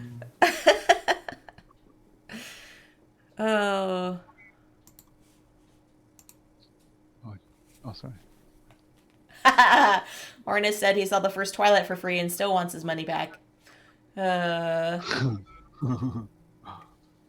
That's what I meant. Jenny's walked out. So many movies for free that they just walked out on. Wow. Any ones you want to share, Jenny? You don't have to. Any ones you would like to share? Okay, what am I going to do here? I don't think I've ever walked out of a theater movie. There's 2 movies that I've wanted to walk out of, and I didn't. For various reasons I couldn't at the time. But yeah. I think I'm going to. Generally, when I pay to see a movie in the theaters, I stick with it through to the end, no matter how bad it is. Yeah. How I are you went. I seeing all saw, these movies for free? Joe's like, what's your secret, Jenny? Please share. key We to the back need to door. know. For me, it was Tomb Raider 2, The Cradle of Life, was just so bad. It was just so awful. And I love like Lara Croft Tomb Raider, Angelina, the first Angelina Jolie one. It was like, it's a silly, fun, pulp action movie. Yeah. Um, it is exactly what I wanted from that type of movie at the time. But the second one was just like, I love the bungee cord scene in the mansion in the first movie where all the soldiers are attacking the mansion and she's just bungee cording around. And I'm sitting in the cinema going, that's not how bungee cords work. But who cares? It was just really good fun. Um, but the second movie, there's a scene where they're shooting computers and they're just shooting all the monitors. And I'm like, oh, like at that point, my brain was just like, I've had enough. And I went to the washroom. I went to use the washroom like in the middle of a sequence where I'm done with the washroom. And as I'm walking back in, one of the staff was like, "So how's the movie?" And I was like, at the time my girlfriend, my wife now, my girlfriend has my jacket with her in there. Otherwise, I'd walk out now and go home. But it just, I really dislike that movie. That's too funny. Okay, let's see. I wanted to do. Jenny says they had a free movie pass for 3 years straight, gift from work, and saw just about anything that came out. Wow, Ah, Jenny, that's awesome. very I good. haven't walked out of any, I don't think. I think I've walked out of one, but I don't remember what it was. That's how memorable it was. Um, yeah. The other movie that I strongly dislike, it's hard for you to say any worse than that, is Prometheus. Really? How? Why? Yeah. Marky Mark has been trying to, like, we've been trying to have like a conversation, like have one of these Friday chats about this because I was talking about it in chat and he was laughing so hard over it. But that movie, I went to see it here in Vancouver shortly after I moved to Vancouver, Uh and huh. a friend of mine drove me to a theater that was a little bit more out of the way, a little bit more sort of just not on the bus routes that I knew, and I was stuck in the theater, and I was like, I can't get home. I have no idea Oh how to get home no. from this theater, and all I want to do is get up and walk away. I really, really, really disliked it. Like I love the Alien movies. I love Alien and Aliens. I even enjoyed Alien 3, and I kind of found 4 passable as best I can say. But Prometheus ruined like it literally retroactively ruined the Alien Oh franchise. wow. And I mean, it didn't. The movies are still, those original movies are still absolute classics, but it tried to. It tried its best to ruin it. And it, yeah, I was Interesting. very angry. Um, like, Ben's like, Quaid has been very vocal about his strong distaste for Prometheus, so it's not your yeah, first very time. well, yeah. Hi, Like, Panda. I came home from the movie and I was so angry. I just started ranting like for like probably an hour. And my wife, to this day, my wife still calls it her favorite movie she's never seen because she gets such joy out of listening to me get so angry about Aww. it. That's too funny. Panda um, says, Quaid, always have an exit plan. yeah, exactly. Yeah. Yeah. From now And on, I hi, know that. James and Lady T. Welcome in, friends. Oh, yeah, very. Okay, you know what, I'm gonna do this. Yeah, not the best, but all right, cool. All right. Well, let's see. I've got 3 more workers to do the things. Do I want to build any more structures? I could do this. I could harvest a field. Then I wanted to harvest a field. Cool. My reaction to Matrix 3 is so disappointed. I wrote a blog post about it. I've actually never seen Matrix 2 and 3 as separate movies. I saw a fan edit from online called Dezionized, the Matrix Dezionized, that mashed 2 and 3 together to make one movie, and it was fine. Don't really remember a whole lot about it, but apparently made a lot more sense than the actual cinema version. Um, but yeah, I was so angry at the third Christopher Nolan Batman movie. I can never remember what it's called. Dark Knight or Dark Knight Rises, or whatever the third one is. The The with one with Christian Bale as Batman? yeah, Okay. who's the bad guys in that? Obviously not Heath Ledger. I mean, the second one was pretty cool. Yeah. But the third one, Bane, third one. Um, I got so distracted. I got mixed up as to who Bruce Wayne was having a relationship with. I thought he was having a relationship with Catwoman. It turns out he was having a relationship with Talia. And then at one point, I got really angry at the movie, and I whispered something to my friend, and my friend was like, "Stop ruining this." So, and I went home and I actually emailed a friend about how bad it was, and then about 2 years later, I turned it into a blog post because it was full of spoilers. But yeah, that movie just really annoyed me as well. Let's see. I'm gonna pass. Yeah, the third Batman movie, like like there's a bomb that's gonna go off in the next 12 hours, and he spends like 3 hours painting a giant flaming bat to the side of a bridge. I was like,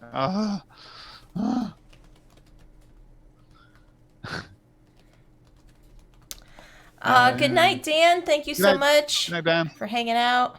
Good Dan. Did not like Dark Knight Rises either. Yeah, the problem is, Amanda, like I don't always take movies seriously. Like I can enjoy a silly movie, but sometimes I just feel especially with the Batman one, like especially the third one, right? So he starts off with the bum knee, and that's why he can't be Batman. And then he fixes his knee. He gets like the brace. I'm like, cool, fair enough. I'll give you that. And then he breaks his back, and some guy punches him in the back to fix his back, and I'm like, no, I would have given you one or the other, but I just can't really accept both. And then he climbs out of the thing, and he's in like this like foreign desert or outside of some town in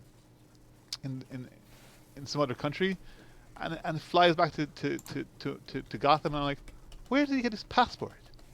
Like, what world does he live in that he can just fly freely around the world? Yeah, I don't know. Hope I'm not ruining. Yeah, hope it's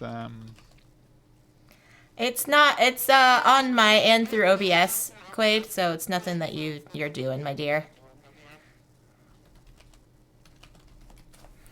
Yeah, I've had this happen a few times with my guest audio. Sometimes it gets really staticky, and then sometimes it goes away, and then I don't know, because I don't hear it on through my headphones, so it's just coming through on the stream. Yeah. So yeah, I don't hear it either. It sounds perfectly to me. Yeah, so I'm thinking it's probably a OBS thing. Wim says, why do they keep making remakes of Batman? Is there a reason behind it? I mean, part of it is like an actor can only play a character for so long, right? I mean, hey, look, I'm a Marvel fan. I mean, we've had Tobey Maguire, Andrew Garfield, and Tom Holland all in a, well, Tobey Maguire has been far enough back, but Tom Holland and Andrew Garfield were not that far apart, right? Right. So, that said, I love all three of them, so.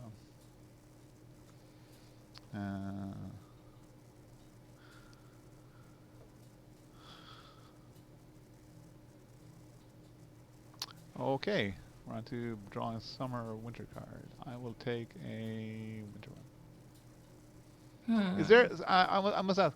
Is there a difference to like the summer and winter cards in terms of like, do winter cards give you, like, if I'm looking for a particular thing, or I don't know, do the winter cards give you more of coins and summer give you more of? Yes, but what I've noticed is the summer cards kind of help you with certain actions like building buildings or gaining things, and then the visitors give you more things but you would have to have like wine already made or things of that nature. So yes, they do, but I don't know the specifics in terms of like delineation between the two.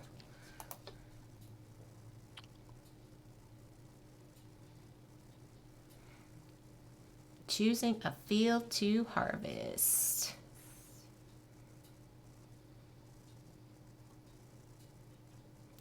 What am I harvesting? I will do this one.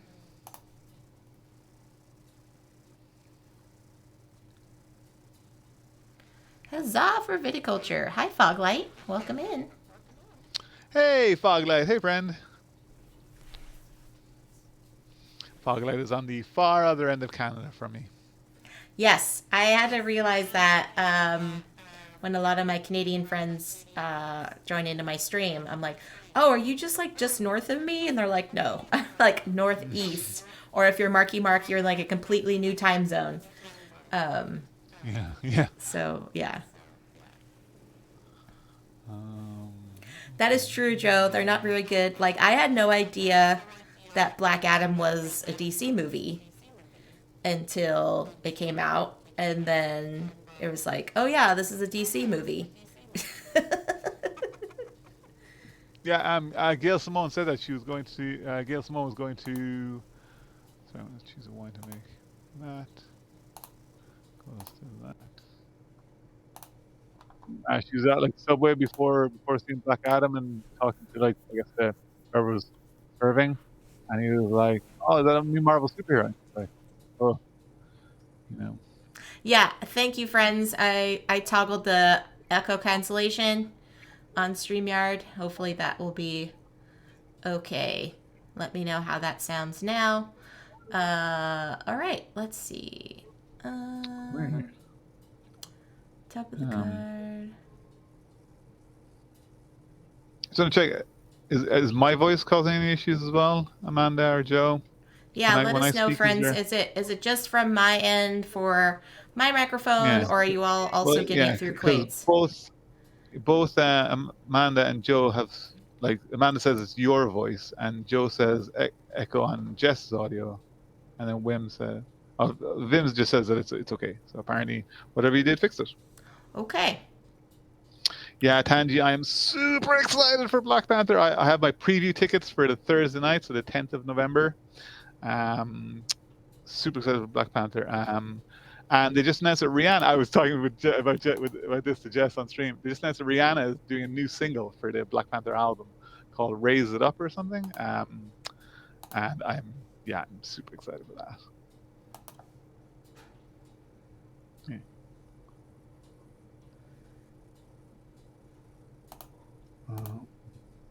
Oh no, wait. I'm going to do this. Whoop. Cancel. I'm gonna do this. Okay. Tanji, I'm gonna go see Black Panther in this. It's called Screen X here in Vancouver. In Vancouver. It's really cool. I'd never heard of it before until I accidentally went to see Spider-Man in it last December. And basically, like 90% of the movie is on your standard, nice big cinema screen. But then during the big action sequences, it extends onto both walls in the screen, so the action sequences kind of wrap around you in this really cool, like engulfing way. It's really, really cool fun. Really exciting to see. Quaid's headphones, so I don't think it's Quaid. Might be an OBS thing. I don't know. Well, whatever you just did there now, I did hear like everything's got a bit quieter. Like the fan in the background or whatever was on just seems to have muted Jess in my headphone. Okay.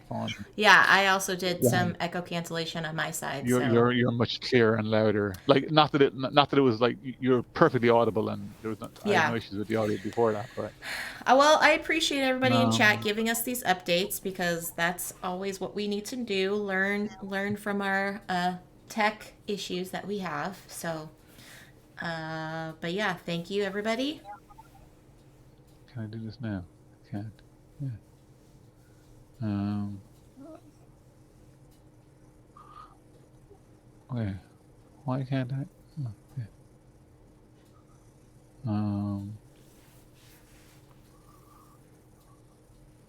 yeah. Sorry. How do I? Yeah, go ahead. How do I combine wines to make what spaces to combine wines? For example, if I want to make sparkling, right? So if you want to make I don't have two reds. I only have one red. Never mind. Okay. Yeah, and it will give you like a little border box too, Quaid, of which wines you are able to make. Sure. Yeah. Sure. But is there a space that I click on to make a wine? You will click on the wine itself in the cellar, Cool. And then if you only have 2 options, then it will just automatically select those wines Sure. in your crush pad. Otherwise, you would also have to select the wines in your crush pad to make that wine. Howdy do, Book of Oh, I Nerds. get it. Yeah, that makes sense. It's the crush pad wines. So I would need 2 crush pad reds and 1 crush Correct. pad white. I get it now. Correct. Gotcha. Cool. Alrighty. Well, in that case, let's do. Oh yeah, there you go. Another emote from Quaid Rayn is there. Book of Nerds popped in his little gremlin or his little mogwai. Love it. All right, so I'm gonna fulfill an order. Cool. Fulfill an order. I'm gonna do this. Confirm.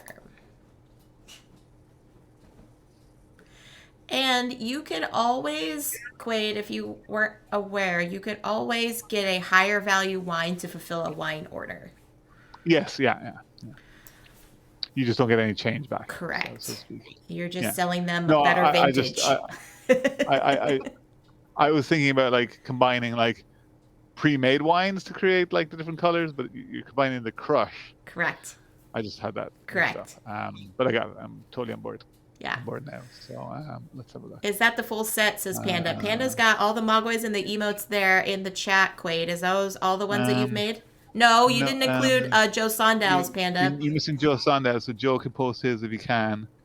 I think that might be the full set. No. Oh no, you got. Sorry, you do have. You have Book of Nerds microphone mogwai. Yeah, I think it's just Joe's is the only ones that they're missing. Yeah, Joe Sondal's one. Foglight says, whenever I play this game, everyone gets in my way and I hate them. Foglight. Quaid was doing that a few times today, too. Book of Nerds says, I had to make some calls this morning and the city has been trimming trees outside. So noisy. Ugh. Yeah, there we go. There's the Starfleet and the Klingon. Yeah. But they might be set to Joe's, I don't know if they're set to Joe's, like for followers, which means you can't use them, like only Joe can use them in other people's stream. Got it. Other people's chat or whatever. I know what to do next. I have another t-shirt idea, Quaid. Get all of your collection of mogwais and gremlins, but have all the mogwais in the front of the t-shirt and then all the gremlins in the back. But make it like a Brady Bunch like grid, you know? Yeah.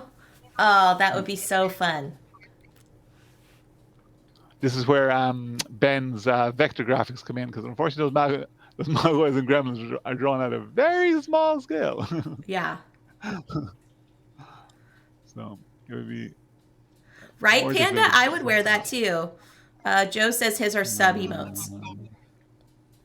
They are sub emotes. Okay, so if somebody sub to his channel, Joe, they can use it on other channels as well.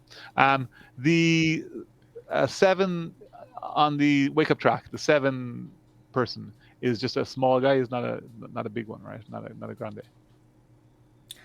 The 7 is just a regular size. Yes. Yeah, exactly. I just want to make sure that I don't want to do that.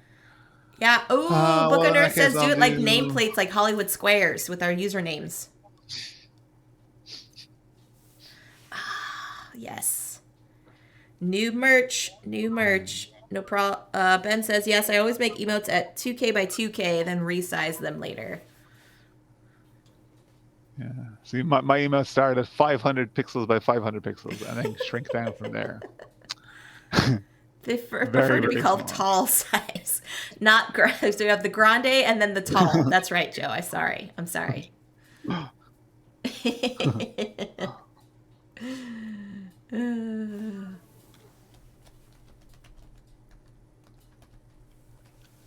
Okay, what do we got? We are still going to be playing some Crisscross Friends later on.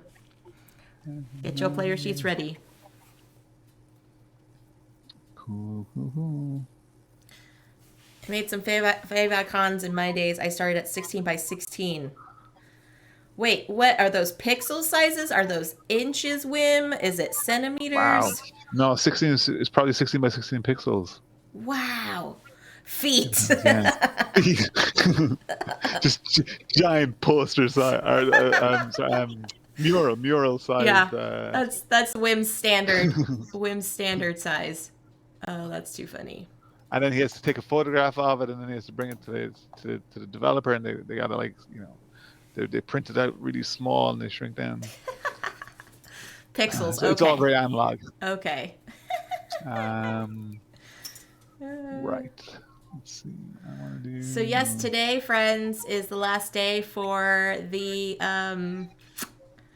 tournament for Crisscross. So if you play, you will possibly receive a bag of swag from me and the CCG crew. Book of Nerds says he loves your shirt, Quaid. Thank you very much. Wait, which one? This shirt or my the one I'm wearing, or the one that was made with my art? Like both of them. Your shirt works for that. Hi, Legends. Welcome in, friend. Hey, legends. Oh, I'm perplexed what to do. I'm not All the quite. shirts, says Book of Nerds. All the shirts.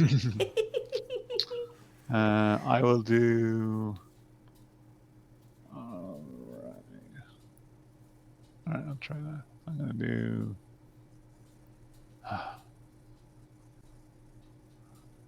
This. That. What? Okay, Joe Sondow says he just did a puzzle hunt with Ambi and some others where one of the puzzles was in the webpage favicons or favicons. We had Wow. to increase the contrast, blow it up big, and read the pixelated braille code. Wow, that sounds like a lot of effort. What? Oh my gosh. And Legend said he just started playing Marvel Snap. Legends, welcome to the party, legends. I need another wine order. Darn it. Okay. It's really good fun. Mm-hmm.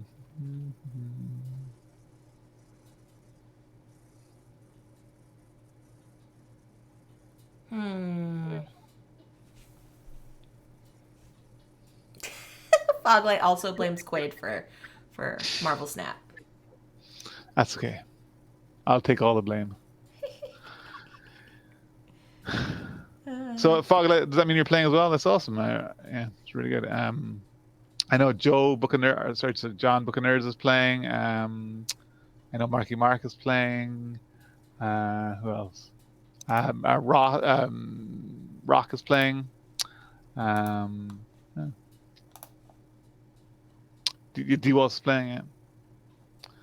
Lots and lots of friends, and hopefully, hopefully soon they're going to add in the friends. Friends. I don't want to do.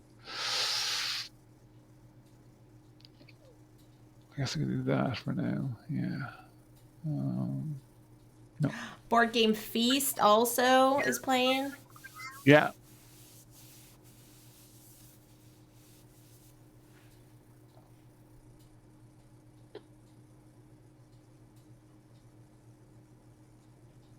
Joe says that Puzzle Hunt was intense. It used more than 20 different types of ciphers without telling which was used. Oof. That's a lot. Lady Taka.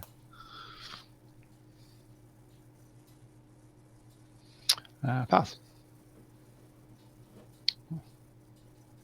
Confirm. I'm going to draw a...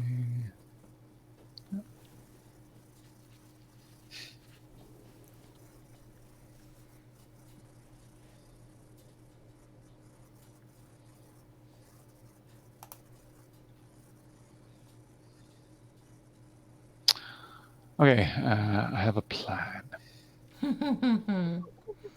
Not quite sure if it's going to go well, but we'll do our best. Let's see what you got. Yeah, you have a lot of buildings up too. That's really good.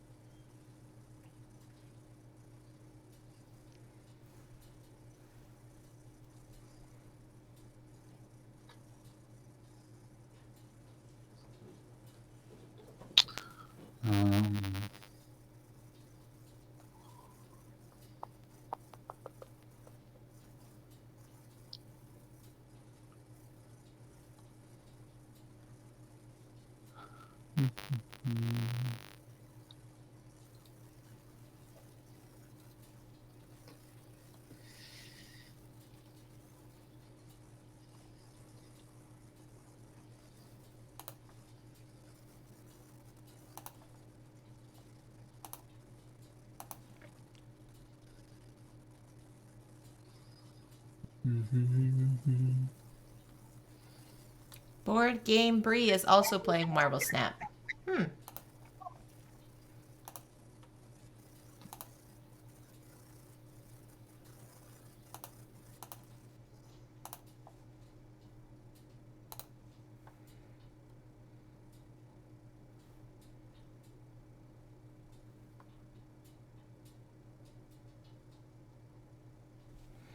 Yeah, no solo prompts, actively avoiding it. Yeah, I am too. I mean, I'm still trying to get my head around playing Ooblets right now.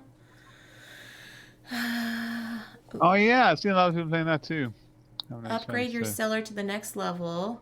Well, I already have my thing. Or, oh, that's what you did. Very nice. I don't know if it was the best, but we'll see.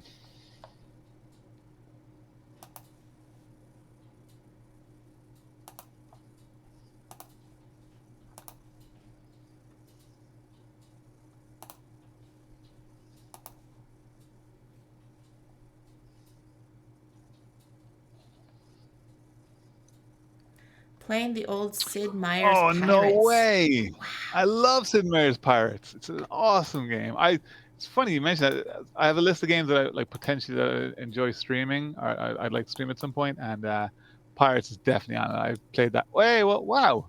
I You just just won. hit 20. Nice. Just hit 20. You hit bang on 20. That's awesome.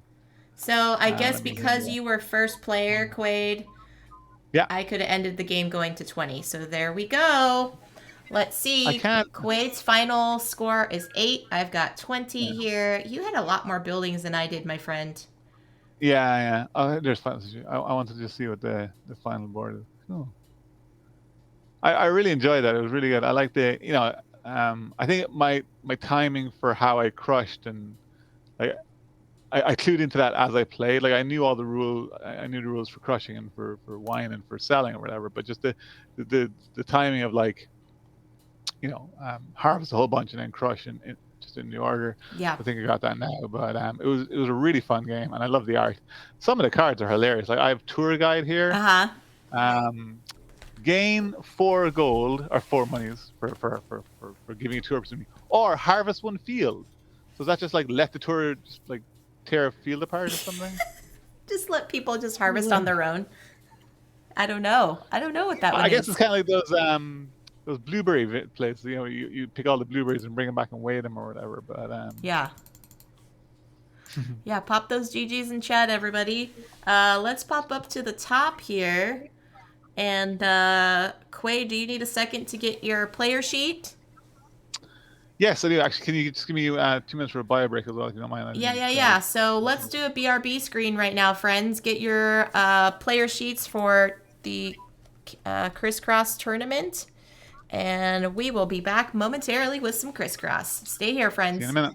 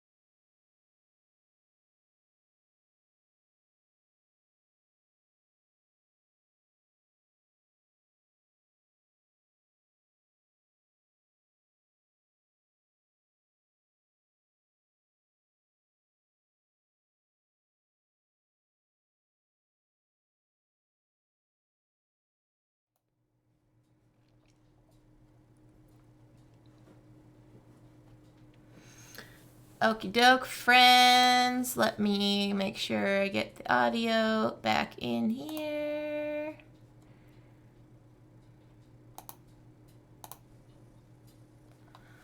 All right. So, crisscross. Here we go. The final tournament for the month of October. We will start again in November. I'm just baiting on if I'm going to switch to a different game, but I like crisscross, so I might just keep it.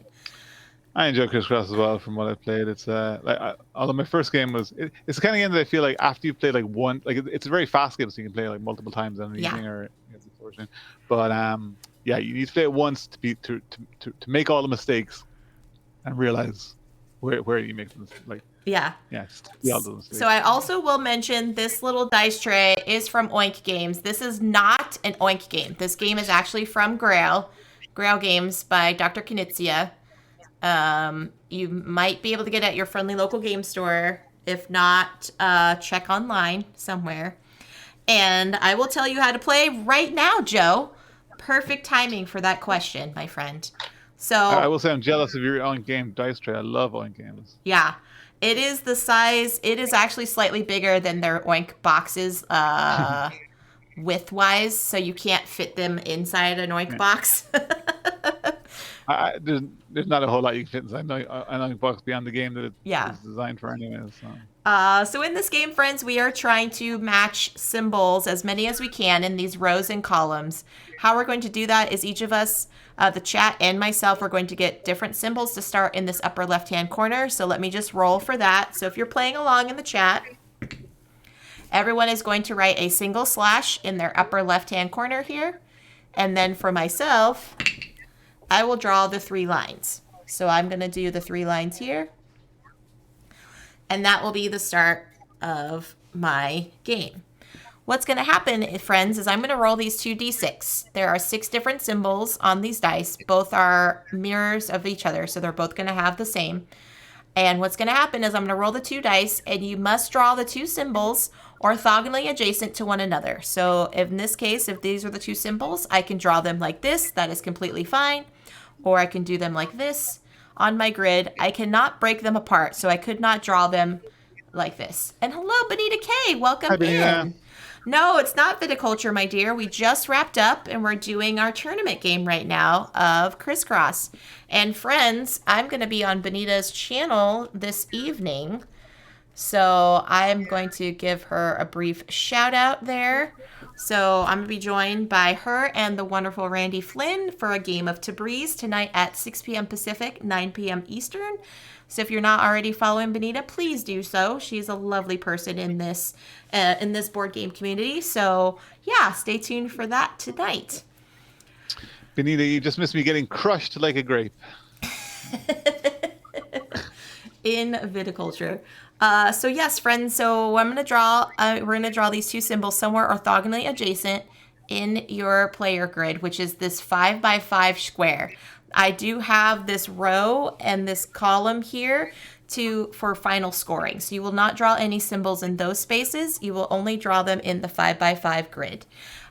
You also don't have to draw next to something you've already drawn. However, the only way you're going to score points is if you have matching symbols in rows and in columns that must be touching each other. So for example, if I had something like this here, and then I would score points for the number of X's that I had touching, which would be 2. So 2 of them, I would get 2 points for this row. If I had 3 of a kind, I would get 3 points. 4 of a kind would give me 8. And if all 5 of these were X's across the board, I would get 10 points. Conversely, if I do not have any matching symbols that touch one another, I would get a -5 points there. So even if I had, let's say I did something like this, and then I had the 3 lines, I would not get points for those 2 X's, even though there are 2 of them. They are not adjacent to one another, so they are not touching. So I would not get any points for those. At the end of all the turns, we should have all of the squares filled in. We will count the number of points for every row and every column, as well as in this shaded area for the diagonals. Same rules apply. If we get matching symbols, we will count them both in going from upper right to bottom left and from bottom left to upper right. So for example, if I had something like this, I would score 2 points for this X plus 2 points for that O, so I would get 4 points on the diagonal here. Okay? Yeah, so the diagonal essentially scores twice, which is actually going to score Ugh. twice. That is right. So something to keep in mind. The current high score, everyone, is Phantom with 52 points. 52 is the point score to beat. So myself is in second with 46, and Jenny had a phenomenal score last week of 42. So that is the points to beat. So for everyone that was starting off in the chat, you had the single slash. I had the 3 lines. And if there aren't any questions, I will go ahead and start, but I will get a quick, brief drink of water. And Quaid, if you have any questions, let me know. We are good to go, friends. All right, so here we go. First roll. As an O and 3 lines. Okay. Well, I know. If this is your first game, Joe, one thing to be aware of is that you can accidentally end up with a position where you've only got space for 1 square. Like you kind of locked yourself off. In which case, you can't put anything into that space because you can't break up the 2 die when they're 2 dice. Yeah, so think of it as like King Domino. You don't want any empty spaces in your kingdom. Joe says, my building is testing fire alarms today, so I haven't slept much. So maybe I'll just watch and try to learn the rules. That is totally fair. Sure thing. Totally fair. So there we go. First roll the dice. All right. Next, here we go. Oh, I'm rolling a lot of 3 lines here, everybody. So we got 3 lines and an X. So I'm going to do like this, I think. Yeah, not fun at all. Not fun.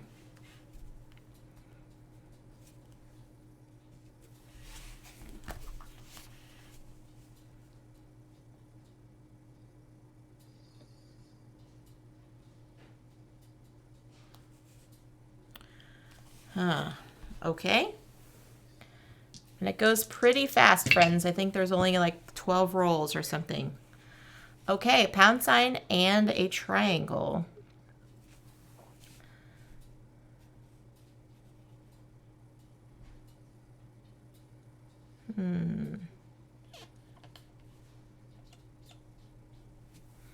Tomorrow and today. Oh, Joe, I'm so sorry.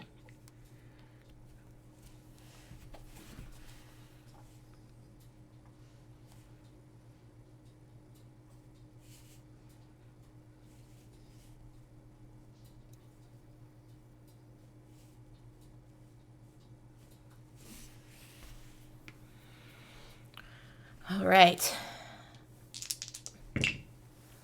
A pound sign and a circle.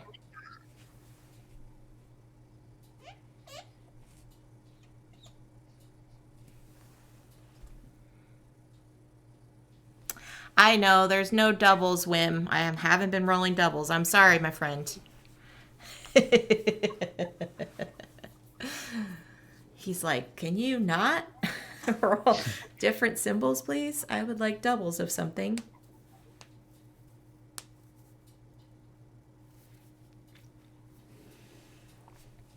Correct, Joe, correct. You got it, my dear. You got it.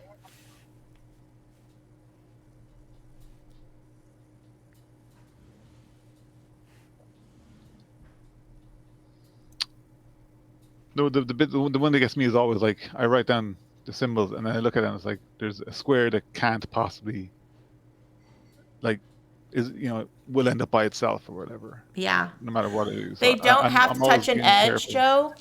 I just like working from the edges because it visually helps me plan. But they do not have to touch an edge. So right now we have an X and a single slash is the next roll.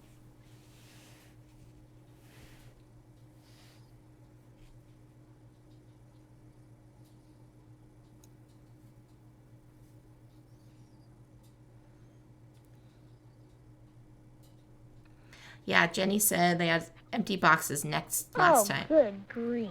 Yeah. That's right. Love it. That's right, Book of Nerds.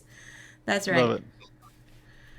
I love the fact that I could hear that in my headset as well. That was really nice. Yeah, I just got that set up. So little sound alerts. You all know how much I say that. Thank you, Book of Nerds. I'm glad those are working too, because I was always curious about those. All right, 3 lines in a circle again.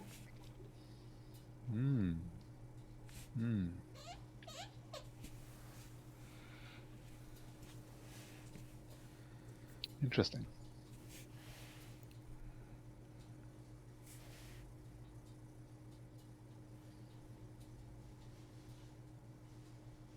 So sorry, the point is it 2, 4, 6, 8, 10, or for having 2, 3, 4, 5? Oh, thank you, Tangi, for the hydrate. It is 2 for 2 squares, 3 for 3 squares, Quaid, and then it jumps to 8 for 4, and then 10 for 5. 2, 3, 8, 10, -5. Mm-hmm. All right, thank you. And when you have a second Quaid, we got a hydrate redemption. Oh, yeah, thank you very much. It's not quite sparkling wine, but it's bubbly.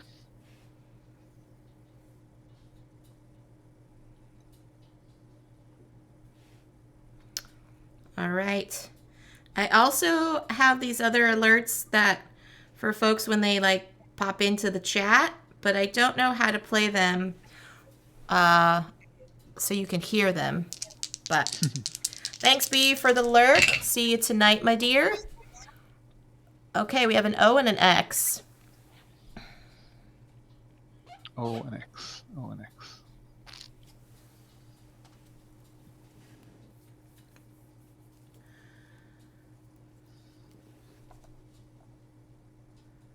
Yeah, I also, when I get SBCam back, I have so many games now that I've been playing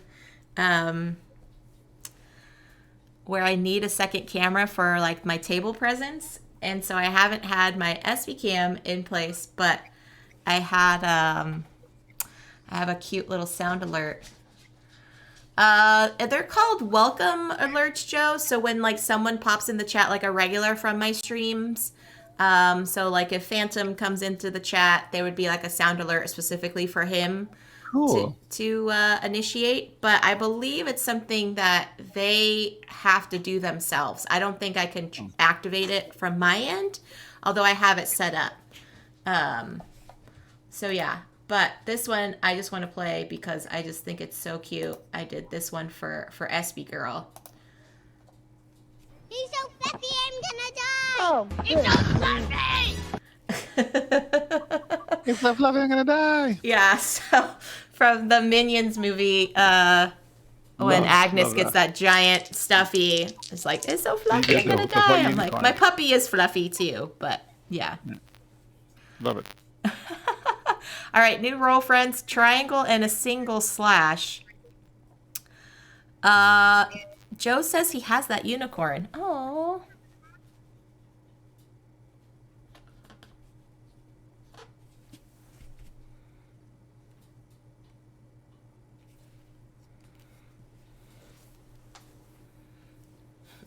Oh, good grief. I think, so on my homepage, Joe, if you go to the homepage on Twitter where you have all my like about blocks, there's a little section called Blurp, BLERP. I'll put it in so that's Blurp alerts. And it should be, I think it's called walk-in audio or walk-in alerts or something like that. And there's a list of them. There's also if there's something that you would like to have done, I could probably look it up for you, like if there's a truck alert that you want me to put in. But yeah, I have just little sound bites for people when they come in, so people can, there's like, oh, Joe is here because it played the truck alert or whatever, or you hear the Rocketeer like whooshing coming in. I'm like, oh, Quaid's here now, Awesome. So, no, it's on my homepage of my Twitch channel, Joe. So if you look at my Twitch channel homepage, it'll be there. All right, X and a pound sign. Ooh.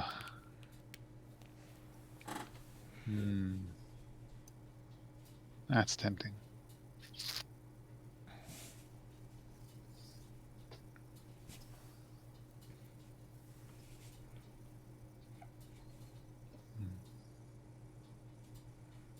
Oh, I don't want to put it there.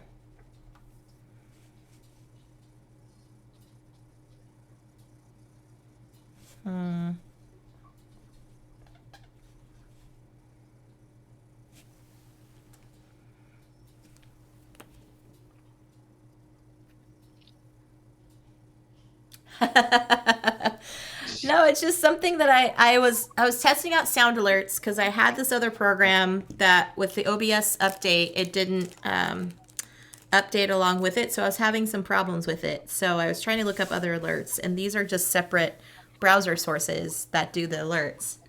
So Never update anything. never update. Yeah, I know, right? That latest update seems to have broken everything in OBS. Broken everything on OBS. That's true. 3 lines and O again. My goodness.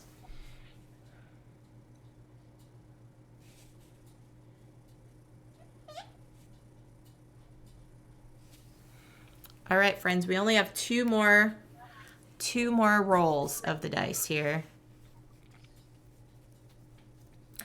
But yeah, like Tangi, I think I found like a BTS alert for you, and there was one from Kung Fu Panda for Panda. Yeah, so Lovely.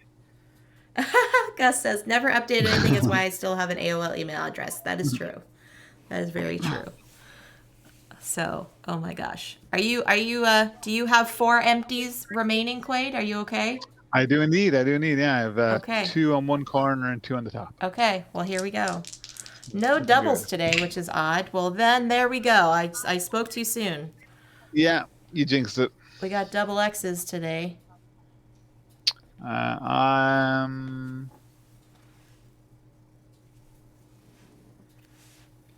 Yeah, I'll take that.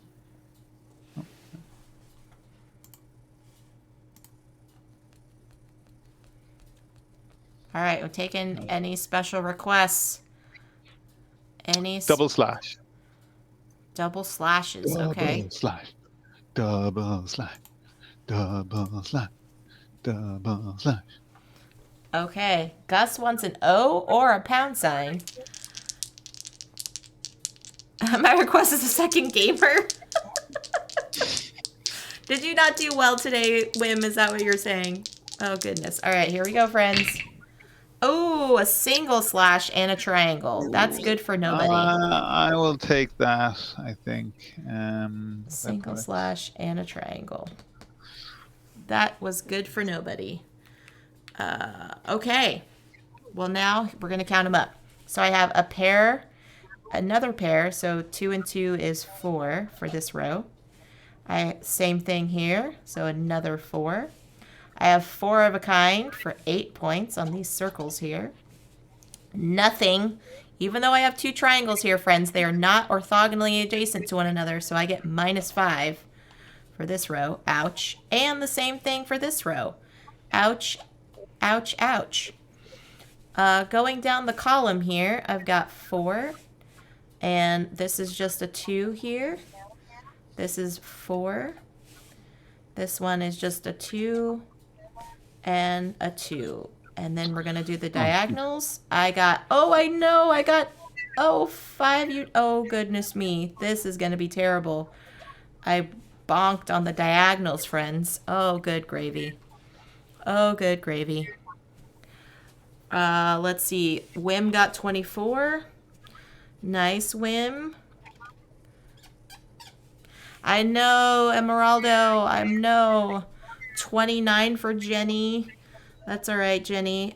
You'll still be in 3rd place, my friend. So let's see. -15. So 8, 12, 16. That's going to be a 1 over here.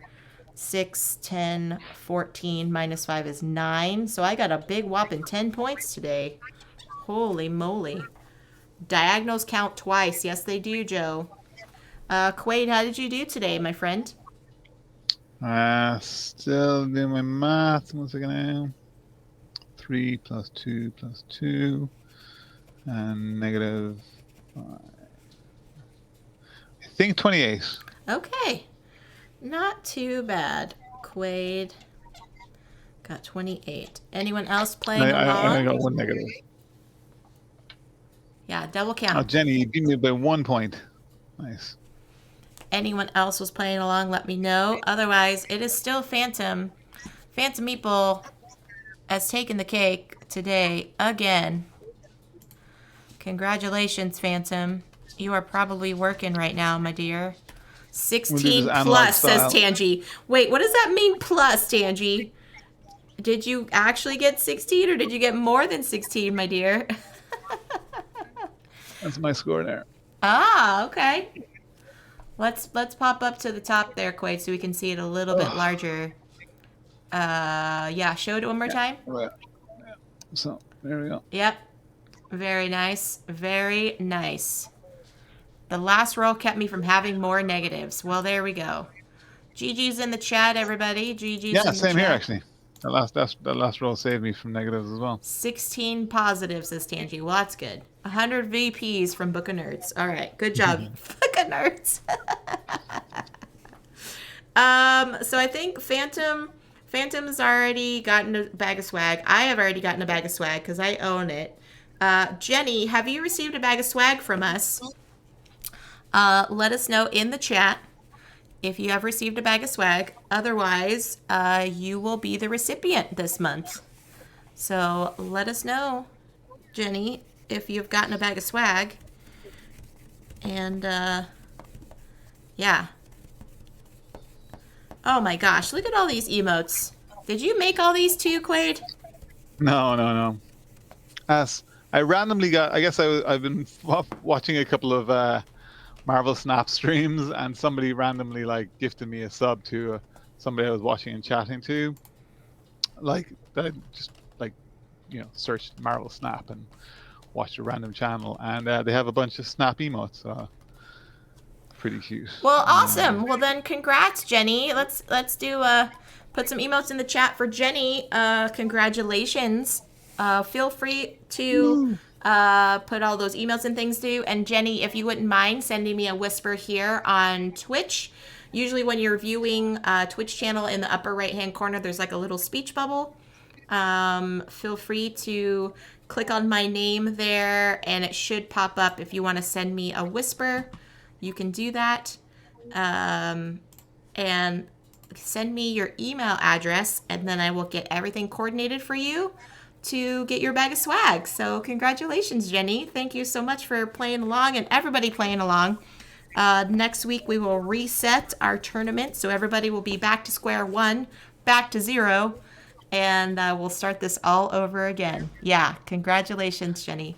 So Quaid, Hard to believe we're already into November. It is crazy, right? Crazy. So Quaid, what do you have coming up, my friend, in the next few days? Are you going to be doing any impromptu streams? So I'm slightly addicted to Marvel Snap, but they just released a new location, which just changes the meta for. They kind of like when it first comes out, they make it like it shows up a lot more often, so people get to play with the new location. And I think, oh, it'd be kind of fun to stream that and build it, like do the stream building a deck around it. So I think I might do it tomorrow. But I'm getting my vaccine today, my booster for COVID, and I've heard that it knocks people sideways. So for now, I've decided not to plan any streams for the next 2 days, and then we'll see what happens after that. Okay. So. Well, friends, like I said, you can catch me tonight on Benita K's channel for some Tabriz. That's going to be at 6 p.m. Pacific time, 9 p.m. Eastern. Might be a little bit early for our European friends, but you can catch me there.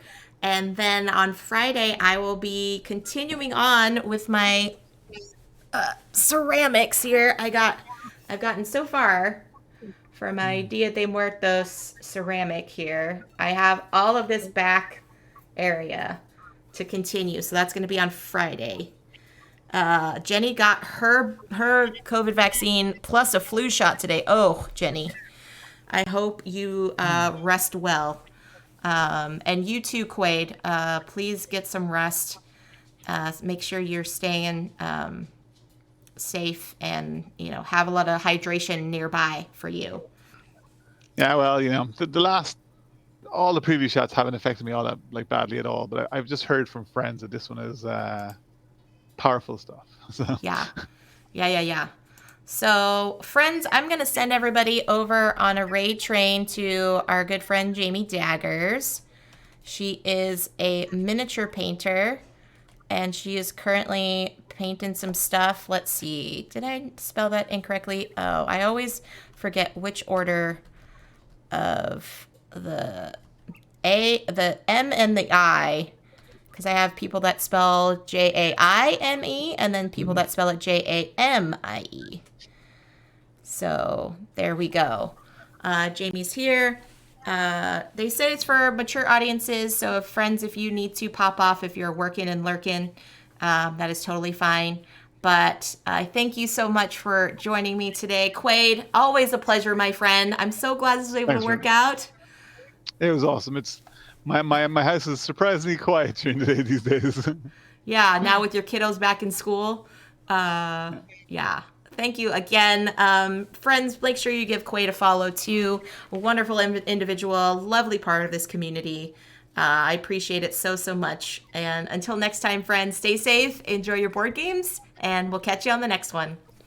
Bye, everyone. Bye.